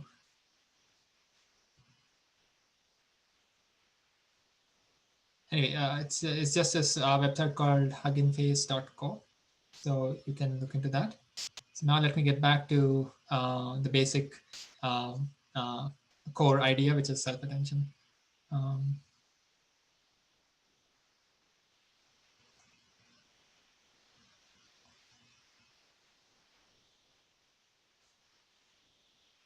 Okay, so now let's look at just the transformer architecture. So what is transformer? So there's a lot of names floating around. I used BERT and so on, BERT earlier. So let's pick the first key idea, which pretty much is the starting point for this new, I guess, mini revolution in natural language processing. So it's a new model for the task of natural language. Sorry, for the task of um, neural machine translation. So it's the same task as before and the same task that you've worked in, for example, in your assignment. So it's a new model from 2017, and the key idea of this model is it can be used for sequence-to-sequence modeling. Okay, in particular, we're going to use it for neural machine translation, and the core component is the idea of attention. Okay, and in particular, the idea of self-attention. Okay, so the self word is important. So neural machine translation is just going from a sentence in French to a sentence in English, right? Or any language pairs. So how does the overall? So we're going to do drill down into the details of each component, very similar to how we did for LSTM. So the input is going to be a sentence, and the output is going to be a sentence. But unlike how we worked with an LSTM or a sequence-to-sequence model, this input is going to be not read in a sequential way. Okay, so these three, for example, three words are going to be read immediately. Okay, so it's not like an RNN which sees the first word, produces a hidden vector, and then again RNN the second input and uses the hidden vector and so on. So that's not happening here. Okay. In particular, the inside of this, so there's still going to be an encoder and decoder, so two blocks. But the decoder is going to do something sequentially because decoder clearly has to know what it has decoded so far to say what the next word is. But on the encoder side, there's going to be some sort of a parallel processing of all words. Okay, so these are the three words. So you can imagine there's essentially going to be processing of this word up to this point. There's going to be processing of this word up to this point and word up to this point. Okay, so inside the encoder, remember encoder just means encoding or changing something, right? So transforming something. So these three words are going to get transformed to some three new vectors. Okay, so some three vectors. That's it. That's the job of the encoder. And then these vectors somehow are going to be used every time in the decoder. It's very similar to the attention mechanism that we saw earlier, where every time I was trying to predict the next word, I was not just using like previous, let's say, RNN's information, but also all the hidden vectors from the encoding part. But here, it's the same idea, right? So in RNNs, sequentially, I produced a hidden vector H1, H2, H3 previously, right? Here, I'm going to produce some three vectors. Okay, let's call it, let's say Z1, Z2, and Z3. You can think of Z1, Z2, Z3 as like H1, H2, H3. Okay, so they are going to be produced simultaneously, and all the words are going to be touched simultaneously.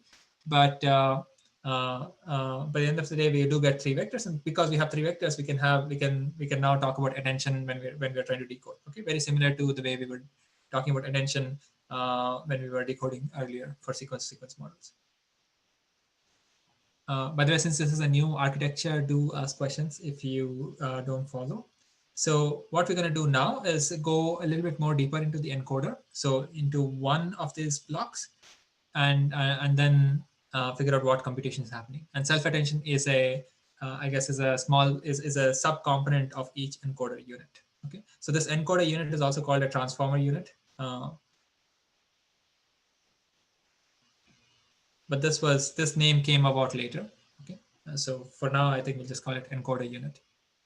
So let's focus on one encoder unit. Okay, so in this diagram, I see we have 6 encoder units, each connected to, the first encoder is connected to the input, but the subsequent encoders are connected to previous encoders. Okay, all the way to the top, right? So which means that the encoder has like one essentially an input, and an output. The encoder is in the green. Inside the encoder, there's going to be a feed-forward neural network. So this type of a network we have seen before, but the network we've not seen before, or the layer that we've not seen before, is the self-attention layer. So there's a question: is it that the decoder will take Z1, Z2, Z3, and then produce sequence type of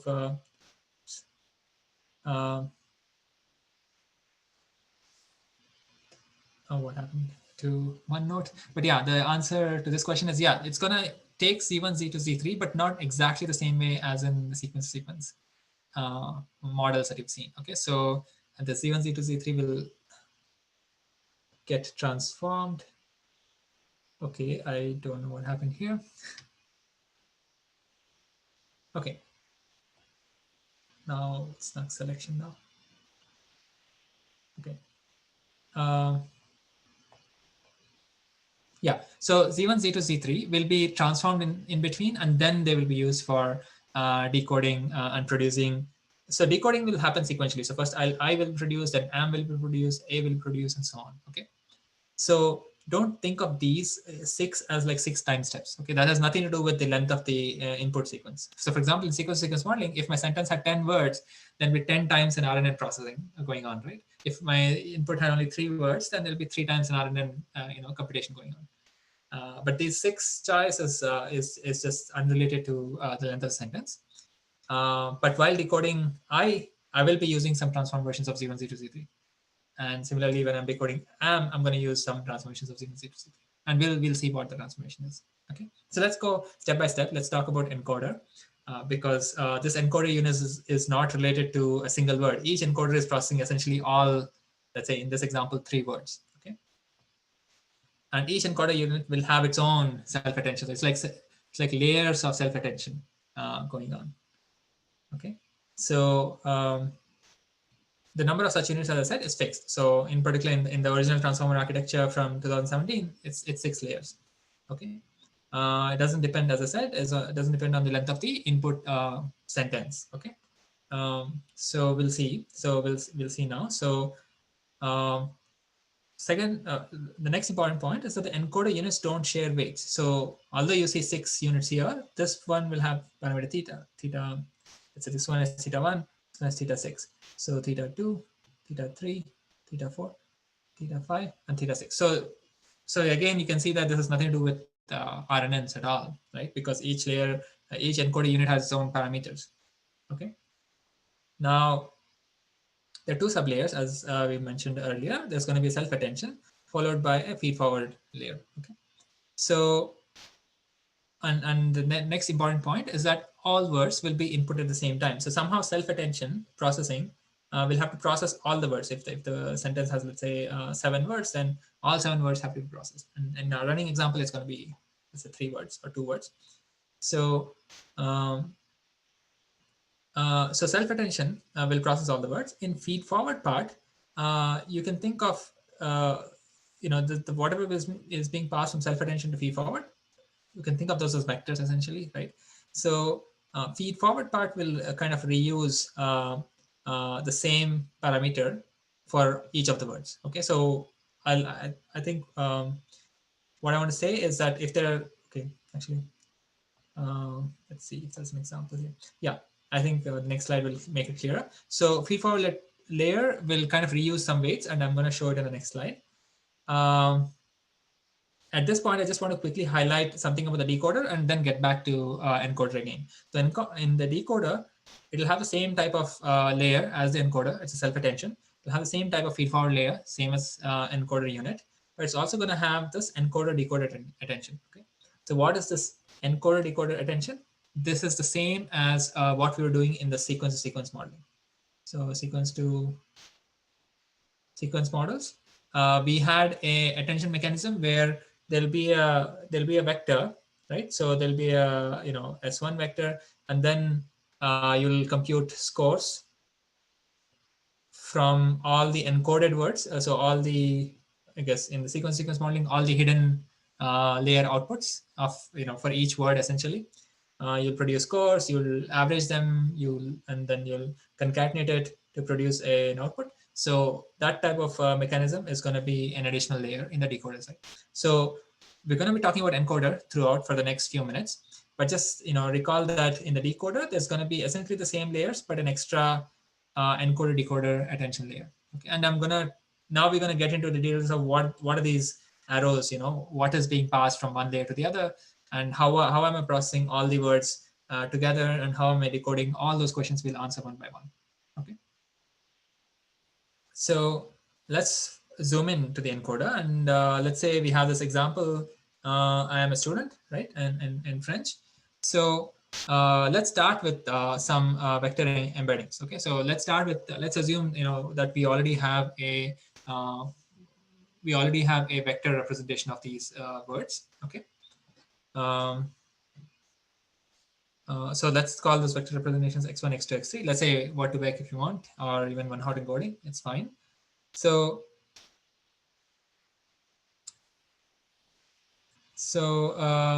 let's say, okay, so let's start with these vector embeddings, and let's say these vectors are of size 5 and 2. Okay, just for simplicity. Okay, not simplicity. In fact, this actual architecture also uses 5 and 2. So these vectors are of length 5 and 2, and we will, in this example, there are three such vectors, right? Because the input sentence has 3 words. What if the input sentence has 7 words? Okay, so then there'll be 7 such vectors: x1, x2, x3, x4, x5, x6, x7. Okay, so let's, since we want to create a layer which doesn't expand and contract based on the number of input words there are. So typically what folks do and what's done is you will just make the number of maximum words, or what is the maximum length of the sentence that you're going to process, you're going to decide a priori. So let's say it's 20. Okay, so that means that this encoder unit can at most process 20 words simultaneously. Okay, so I mean, you can't do anything more than that. So hopefully all your training data is at most, the sequence is at most 20 words, for example. It doesn't have to be 20. It can be some other number, but just I'm saying that you just choose some number of words, maximum number of words that you want to process. Okay. So all 3 words, all 3 vectors here are going to pass to self-attention, and self-attention is going to produce 3 vectors.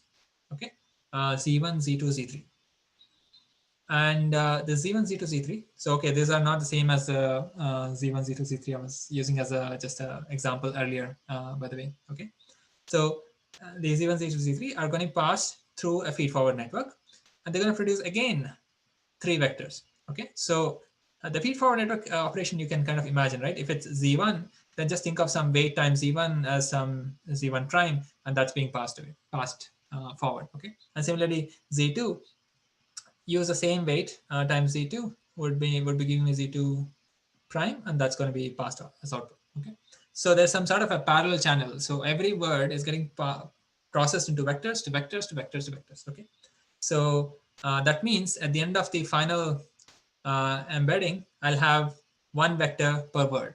Okay, so this is analogous to having 1 hidden vector per input in the sequence model, right? At the end of the day, sequence model, if I had 3 words, I'll have 3 hidden vectors. That's what we saw earlier, right? So this part is analogous to that. Okay, so let's come back. So now let's actually so because and next thing is, So, Professor, what's the use of the feed-forward network here? As in, does that Z1 dash your calculate? it's just a linear transformation. Think of it as a linear transformation. Okay. It's just gonna. So what's the use of it is an additional layer, right? So just like in CNNs, why choose two common layers followed by a fully correct layer and things like that. This choice, is a choice in the architecture, and it essentially functions as a linear transformation at this point. Okay. Again, I hear people talking. Okay, so let's come back. Yeah. So the key idea here, and now I've scaled down the example from 3 words to 3-word sentence to 2-word sentence. So the 2-word sentence is thinking machines. Okay, and this will help us, really understand what's going on in self-attention as well as feed-forward network. So as I said, there's going to be x, to an intermediate quantity Z to an output of this embedding unit R1. Okay, so hopefully, R1 is the same size as X1, so that the next embedding unit is exactly, so the next encoder can, doesn't have to worry about again resizing and all that. Okay, so let's see how R1 is generated and all these dimensions and so on. Okay, so the key idea of self-retention is that the C1, which is some sort of an encoding or a transformation or a representation or an embedding, all these are the same synonymous things. Z1 vector should not just depend on X1, but also depend on X2. Okay, that's essentially what self-attention is about. So let's see. I mean, before we get into the exact computations, let's look at what does it mean to have self-attention. So self-attention is basically while processing, like vector representations for a word, as we go forward from encoder unit to encoder unit, that vector representation is informed, or in some sense depends on the vector representations of the words that are related to it. Okay, so for example, this word it. Okay, this is a different sentence, but in this sentence, the word it, somehow if I can create a vector representation, let's say I started with some vector representation of it. Okay, and I want to get a new vector representation because that's what these guys are doing, right? So from vector to another vector. When I create that vector, hopefully, or even in this intermediate Z1, I can rely on this vector. So this new vector should somehow also use information of the related vectors. Okay, so that's what self-attention means. Okay, that way, it can now have information about the fact that it is the animal that's being talked about. Okay, so it's very similar to this notion of cell state, right? In cell state aspect in LSTMs or RNNs, somehow the cell state was supposed to capture the idea that, oh, what's corresponding to what in a sentence, right? So here it's more explicit. Here it should be related to animal. So therefore the animal vector should influence or maybe even straight away copy of that should be in the it location, because that's really, it is about the animal, for example, right? It's basically, here's a key sentence. It helps better encode the word it. Okay, so the encoding of the word, or the encoding or the representation of the word it, should include the context. Okay, so that's a idea of self-attention here. So now let's come back to what is but to capture that information is a little bit, I would say, has a few steps. So let's look at those steps in detail. So actually self-attention can be represented very quickly as some sort of a single computation, but we'll kind of break down the computation into the intermediate test and then pack it back together. Okay, so what is that intermediate computation? So let's come back to our 2-word example, thinking machines. So we had these initial embeddings, right? Initial word embeddings. So what we're going to do is that we're going to use 3 matrices. Okay, first, so we have x1, x2. We are trying to get to self-attended outputs, right? So self-attended outputs would be, again, vector per word, right? So recall, self-attended outputs would be 2 vectors, z1, z2, corresponding to x1, x2. So two words, 2 vectors. To get there, we'll start with the 2 initial vectors that are passed to the self-attention layer. We are going to compute some products. We're going to use 3 matrices inside the self-attention block. So they are parameters of the self-attention block to compute some intermediate vectors. Okay, and we're going to give some names to them. Okay, so the names are just for interpretation, very similar to LSTM, where there's a notion of a forget gate, or forget gate and things like that. So here there's 3 intermediate vectors are going to be, so there's going to be these vectors are called queries, keys, and values. Okay, so I have 1 vector per word. That vector, I'm going to create 3 intermediate vectors. Okay, these are called for each word there's a vector, and there's going to be 3 intermediate vectors: query, key, and value.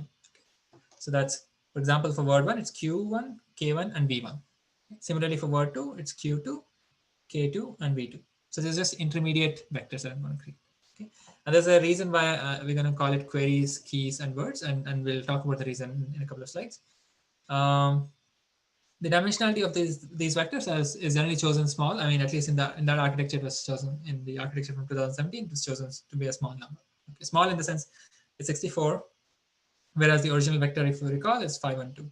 Right. So some dimensional reduction is happening with these three matrices, and these three matrices have to be learned. Okay. When we do training, these matrices are learned.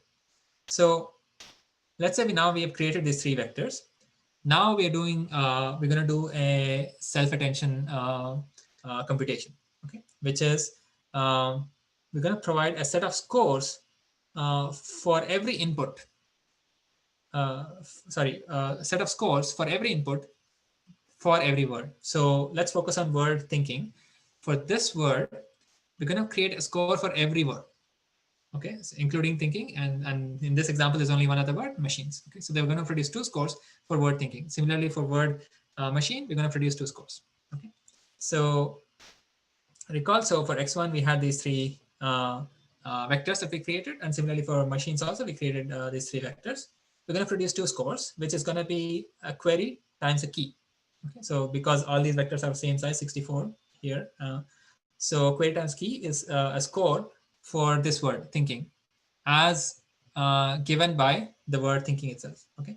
Similarly, there's a score for the word machines as given by the word thinking. So this Q1 is the one which is corresponding to the word thinking, which I'll multiply with every word's key. So I'm going to multiply Q1 with K1. I'm going to multiply with Q1 with K2. If there was another word another word, then I would multiply Q1 times K3 to get a score for that word as well. So Q1 query is the one which is letting me get this scores. Okay. So once I've gotten this scores, now you may be able to get a hunch of how I'm gonna create the output vector here, which is eventually Z1. Okay. Let's look at that. So once I get this scores, I'm eventually going to normalize them. So if I have 2 scores here, just only 2 words in the sentence, eventually normalize them into a softmax operation. So I get these 2 numbers. Okay. So they should add up to 1. Okay. So I have 112, 96. Here's a divide by 8 or something. So it's just it's not very critical. It's just some scaling. Okay. So I got these 2 numbers. And I'm gonna use those 2 numbers, okay, to get my self-attention output Z1. Okay, so the way I'm going to do it is I have these 2 numbers. I used what all did I use to get these 2 numbers? Q1, K1, and K2. Okay, so query for the first word, the word we'll care about producing the output right now, and the key for the first word and the key for the second word. Now, based on that, I got the scores. Now I'm going to use the values. So I'm going to use the scores, multiply with the values, like weight the values, because these are scalar numbers, values are vectors, weigh them and average it out. And that average is called Z1. Okay, so the value vectors that I created, I'm just going to do a weighted average of all the value vectors. Okay, V1, V2, and if there was one more word, V3, if needed, if there was one more word, and just a weighted average of them. And then that's going to be my attended output Z1.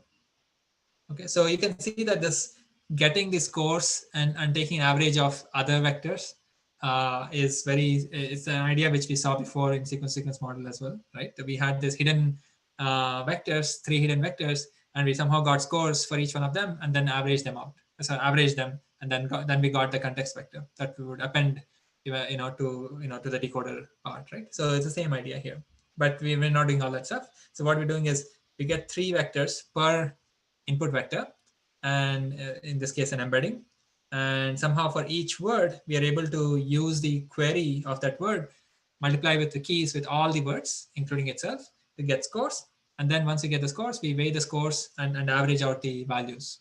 Okay, and that's the Z1 vector. Seems interesting computation, and it was certainly inspired by the encoder decoder attention idea, right?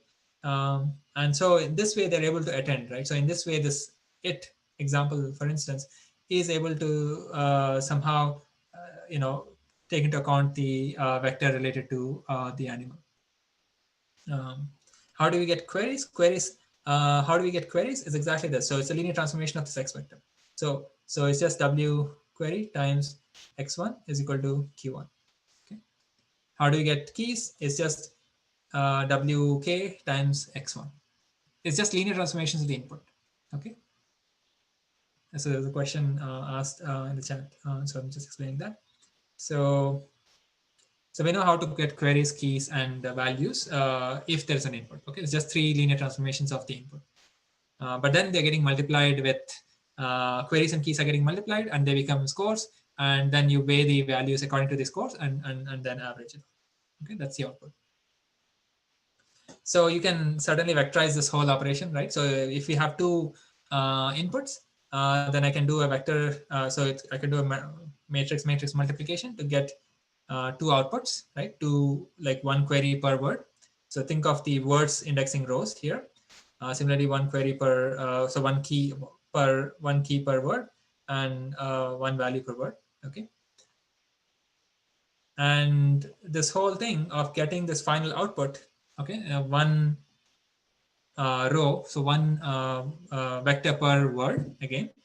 You can do this fully by again thinking of a matrix multiplication. So a matrix is getting multiplied by matrix, and again getting multiplied by matrix. Okay, so this is the matrix version. So this whole operation of getting self-attention outputs. So input is this, output is this. Okay, so to get from X matrix to a Z matrix, where each row corresponds to vector corresponding to each word, you just have to get from X to Q matrix, K matrix, and V matrix. And then once you have Q matrix, K matrix, and V matrix, you just multiply it this way.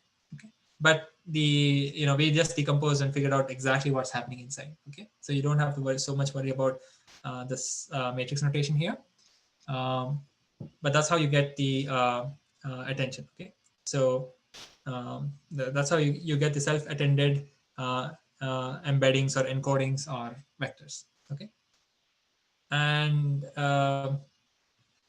there is one more idea that is part of this attention idea, which is that why to restrict ourselves with one set of keys, one set of queries, and one set of values. Okay, so the idea is to think of what is called multi-head attention, as in repeat this process of, so we have this x1, x2 vectors, let's say 2 vectors.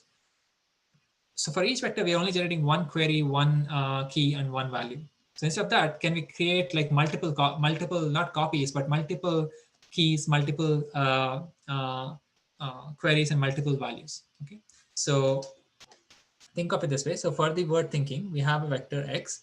For that vector x, what we're going to do is create a query vector. We also can create another query vector. So it's like getting multiple query vectors from the same input vector x. Okay, so in the original transformer architecture, they did it 8 times, I think.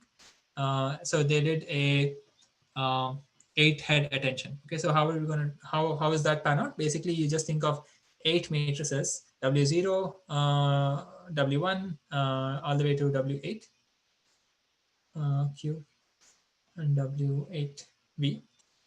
Okay, so once you have these 8 matrices, you just repeat the exact operation that we just described. Okay, so eventually what we'll get for each word.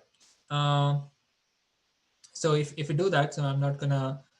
So okay, actually I should explain a part of it. If we do that, we'll essentially get 8 outputs. Okay, so so far, so 2 slides ago, what we said is given an input vector, the self-attention mechanism produces given 1 vector for each word, the self-attention mechanism produces 1 vector for each word at the output, right? So we just saw 1 process here. All I'm saying is you can repeat the process 7 more times to get 8 such output vectors. Okay, 8 such output vectors. And why do we need this? Okay, so what is the point of doing multiple attention computation? Okay, so there is some, I guess, in hindsight explanation for what, why it may help. So firstly, it has been empirically validated that it adds to whatever task we're doing. For example, the sentiment, any of the NLP tasks that you'll see. As I said, transformer models are pretty much a direct replacement for sequence modeling with text. So, for example, natural language, a neural machine translation.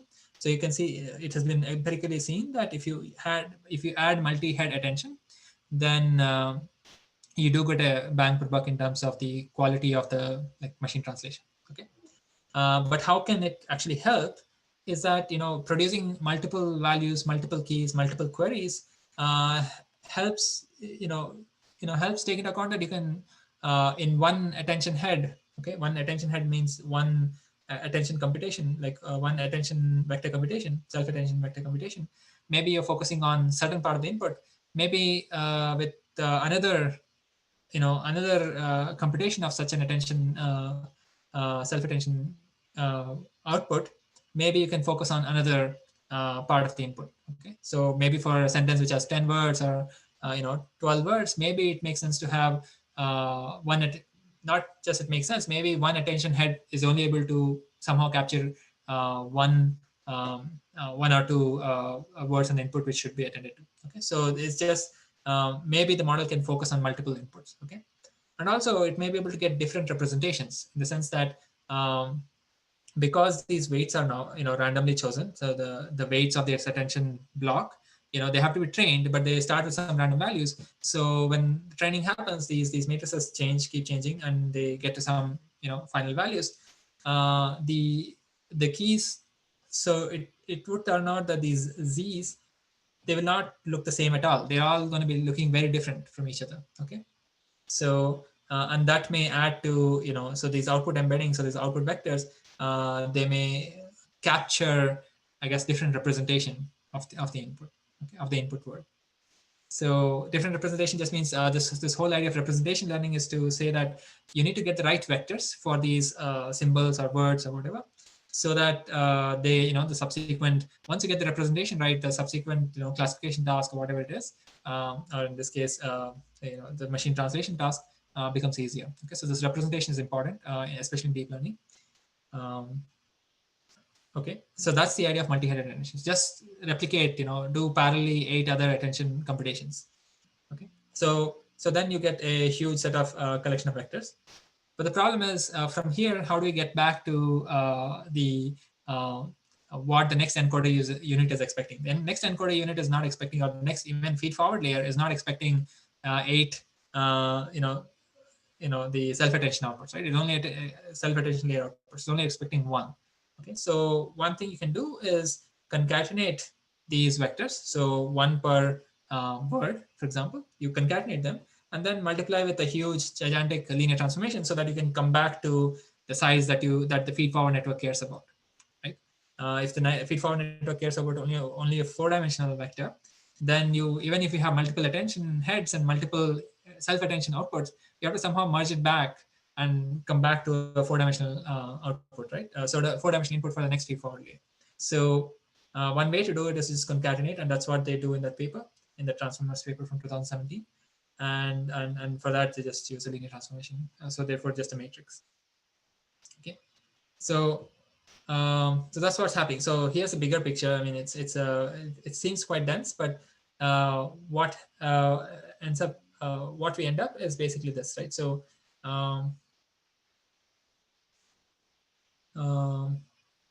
yeah, so when you have inputs, you have embeddings for these, and then each of these input goes into 8 attention heads using these matrices. Okay, there are 8 sets of matrices.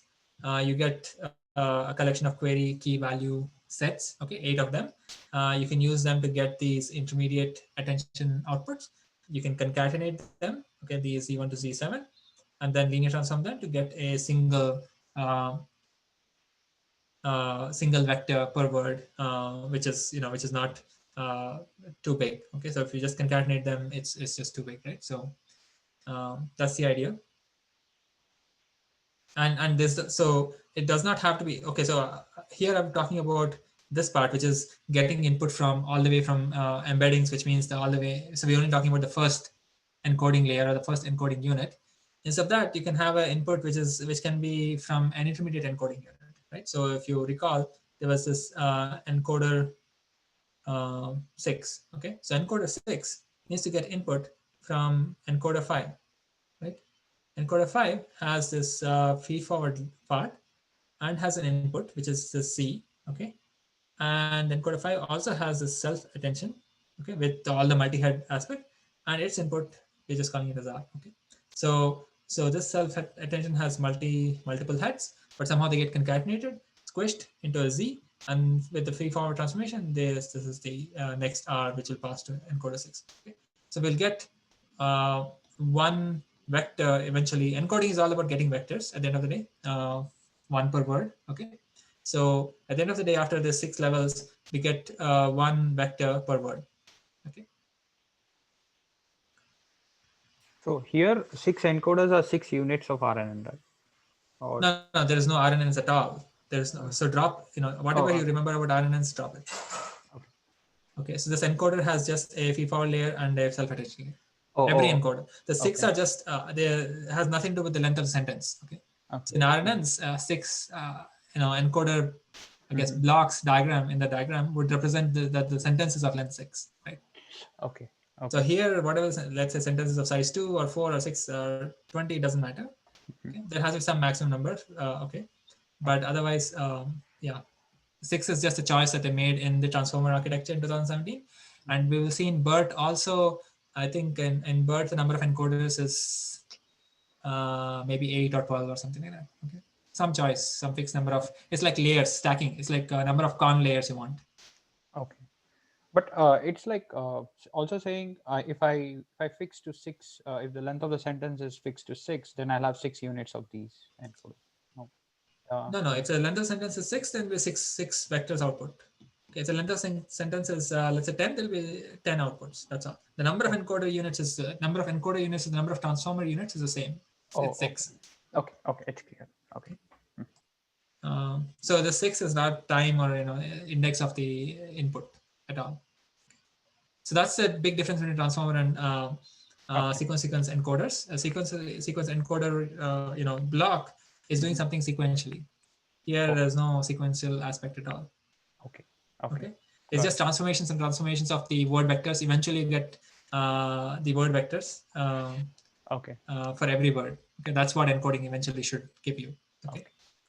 And also, is there any improvements if we increase the units or something of that sort? From 6 to something else? Yeah. Exactly. So BERT, which is what we're gonna talk about later today or maybe next time. It has, I think, in BERT base. So BERT base, and so the BERT has 2 variations. This is from 2018. Okay. And maybe I'll have some time to flash why it achieves superior performance. So BERT base and BERT large, they have, I think, maybe 12 and 24. I don't recollect exactly. So the number of the stacking is quite deep. They're really deep networks. Okay. You can imagine, right? So there's so much transformation happening from here to here after the 6 layers. Yeah. So you can change them. Yeah. Okay. But at this point, the problem is the number of model parameters becomes a lot. So I don't know, you guys must have heard of GPT-3, right? Or if you did not hear about it, just know that, for example, GPT-3 has 175 billion parameters. Okay. I think BERT may have, I don't know, 200 million. So I need to check. We have a plot actually later on in the slides, but all I'm saying is the number of parameters just increases if you now increase things. Right. Okay. Yeah. Let's come back to again, interpretation. Here we are trying to show again the sentence here is a different sentence from the example there, but the sentence here is the animal didn't cross the street because it was too tired. There is some tokenization happening here, but don't worry about that. Why it's split this way. There are 2 colors here, so color 1 and color 2. Okay, so this orange and this green. So you can see, and you can see for the word it, you can think of this as a Z. Okay, after a self attention layer. Then basically you can see that for 2, so this 1 and 2 just represent the 2 attention heads. Okay, so they just pick 2 attention heads in this example. 2 attention heads in that multi-headed attention. So it's the same self-attention layer. There are 8 attention heads, right? So 2 attention heads are being captured here. You can see that it is attending to both the animal. It is also attending to the word tired. Okay, so this is something. It's just a post hoc they're going through the examples and figured out this example to be a good one to show that, yeah, there's multi-head attention is actually, making sense. Okay. It's a little bit cherry picked in the sense that if you look at all the attentions, so 1, 2, 3, 4, all the 8 layers, all the 8 attention heads, sorry, not layers, then it's unclear what, and you look at the average attention or the total attention, it seems everything is being attended to, right? But that's not the case. So it, for example, is attending to because in one layer, it's attending to, something like animals here in one layer, attending to, tired at some other layer and so on. So some other, attention head and so on. Okay. So it's hard to, it's not very easy to interpret, how multi-headed attention is impacting. But the whole point of attention is that the word should, capture information about the context. It, for example, what is it referring to? In general, you can, if you think of word-to-vec embedding of it, I don't know what embedding it should have, but in this context, it should hopefully, have information about animal because that will be useful for later on, for example.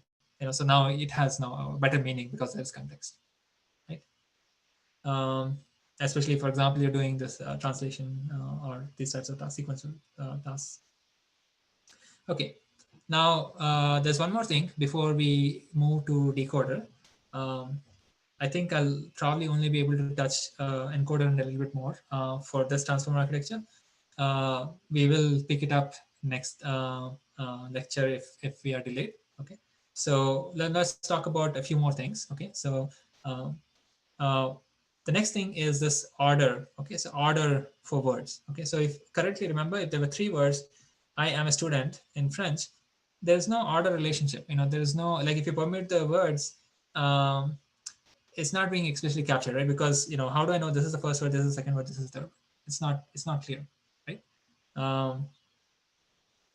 So, like, for example, if you permute, and if you permute the appropriate matrices, appropriate, actually no, if you just permute the words, you'll pretty much get the permuted results at the top.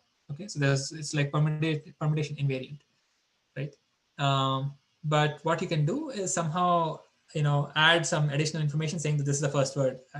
Add some additional information where in the input itself. So when I'm passing this word, for example, I can have an extra 2 or 3 coordinates saying this is the first word, this is the second word, this is the third word. Okay, so that's the idea of positional encoding.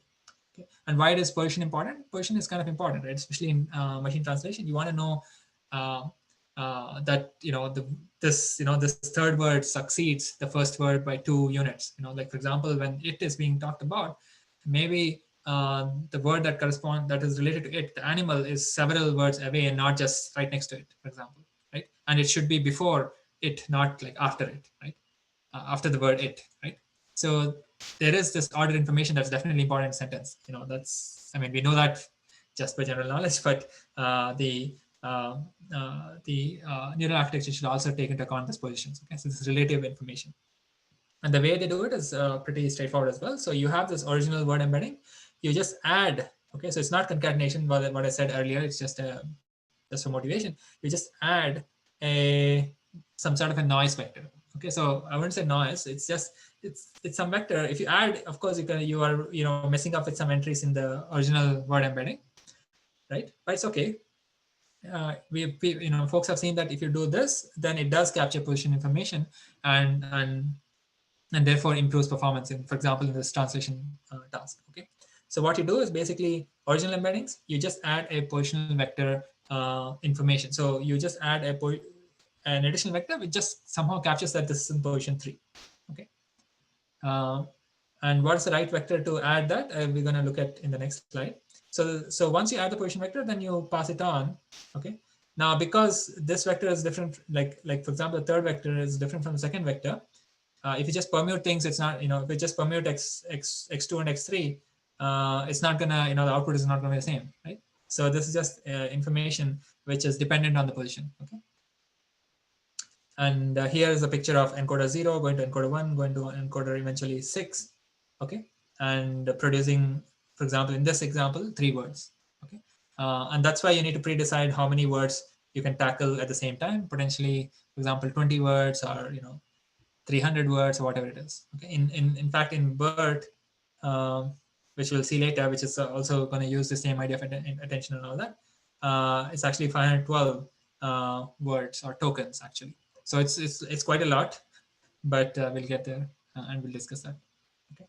512 is in like 512 simultaneous words. It's like it can process a paragraph essentially at the same time.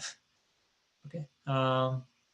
So that's how you would add positional encoding, and the idea is basically that somehow these vectors capture that this is in position 1, position 2, and position 3. Okay.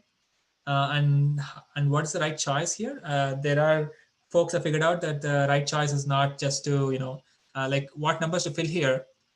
You can certainly fill one hard encoded vector, right? Something like, oh, this is position 1, so let's put 0, 0, 0, 1. This is position 2, 0, 0, 0, 2 or something. So this is not the right choice. I mean, there are some ways to do it. And here is an example. So this is not in the original paper, but the original paper is quite similar to this. Okay. So the first, so here's a collection of vectors. Okay. I think here there are 20 vectors. Okay. And they're color coded in the sense that, so this a vector is being represented by a bunch of cells. Okay. And they're color coded such that the color intensity, darker color means negative, closer to -1, and higher intensity means closer to 1. And they're just saying, okay, for the first position, I'm going to have this vector as the position encoding vector. And for, let's say, something like the 10th position, there's going to be my vector and so on. Okay, so cell 1, cell 2, cell 3, and so on. Okay, so by the way, this how many number of cells are there? Recall that our original embedding was 512 size. So like this is 512 size. So of course my encoding vector also has to be 512 size. Okay, in terms of dimensions. So that's positional encoding, and we need positions for any sequence where sequence is important, not just that there's it's not the bag of words. Okay. So actually, this is an example of a position encoding which was in the original paper. The attention is all you need paper. Okay. So you can just look at patterns, but the idea is basically some sort of a pattern which captures that this is position 1, position 2, and so on. Okay. And although we are just adding it to the original input, the embedding input, somehow the network figures out that there is positional information in the input. Okay. Through when the network figures out the parameters in the network parameters like WQ, the weights of the self-attention layer, the feed-forward network layer, feed-forward layer, and so on. They all learn that there's position information available. Okay, so position is one thing. There's one more aspect to the encoders, which is the notion of residual connections. Okay, this is related to, I think, I don't know how many of you went into the details of ResNet 18 or whatever 50. There is this notion of connecting residuals, which just means that you have an input X. Okay, X is passed to self-attention, but I'm also going to somehow skip this. I'm going to use the same X, and there'll be some processed output right after self-attention. I'm going to somehow merge the input with the processed output. Okay, so this skip connection or a residual connection is also present in the transformer block, in the encoder block. So encoder number 1, this X is going through self-attention and is also skipping, and the X is also being X is basically skipping the self-attention step. Okay, also skipping the self-attention.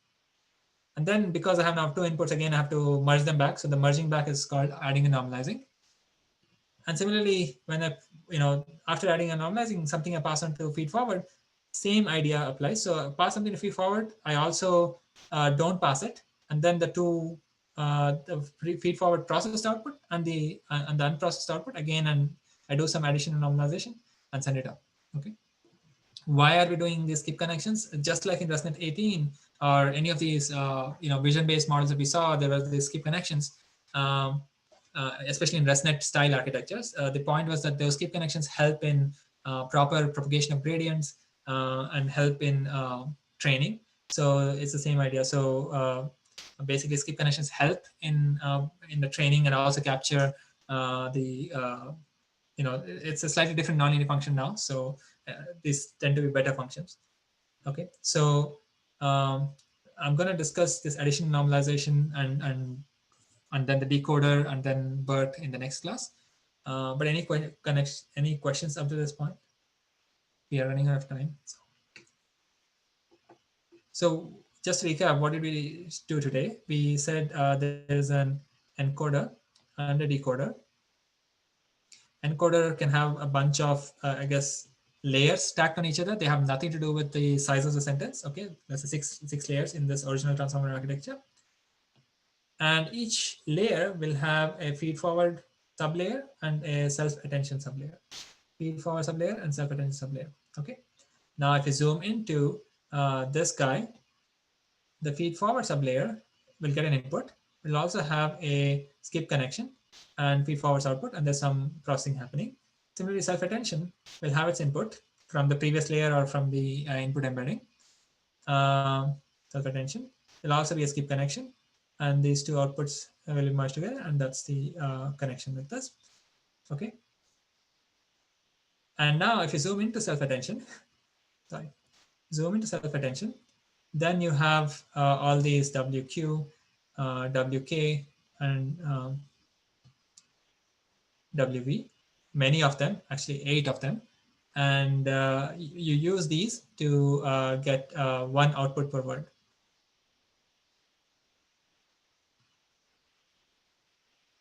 Okay, so this is what we saw today. And then we saw, okay, when we initially give an input, we just also have to do positional encoding. Oops. Wow. Okay, there is it.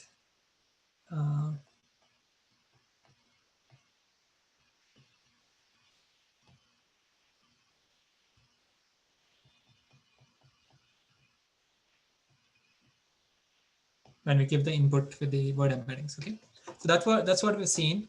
So next time we'll continue discussing. In the meantime, try out that link that we have in the lecture page. You know, the lecture page on the course website that has a link to this Hugging Face BERT base, for example, where you can just try out. You know, they have an inference API. They have the model which is serving basically. So you can try out some sentences, some classification tasks. I think they have an example there, so you should try it out. So okay, let's continue next time. Thank you. So Professor, will you be explaining the training aspect of those weights in the, or is it? We have a few slides on training. So the training is exactly backprop. So what we're doing. Okay, so this is a great question. So what we're doing currently is just doing a forward pass, right? So we're saying, oh, if we had this thinking machines as an input, how will it flow all the way to the decoder and all the way to a decoded or a translated output, right? Yeah. So we're just doing a forward pass. The training part would be, once we know the forward pass, we just need to backprop the gradients and update the parameters, right? Okay. So we're going to discuss that. There are a few slides, but not too much in detail. Okay. Okay. Thank you. Okay. Thank you, everyone.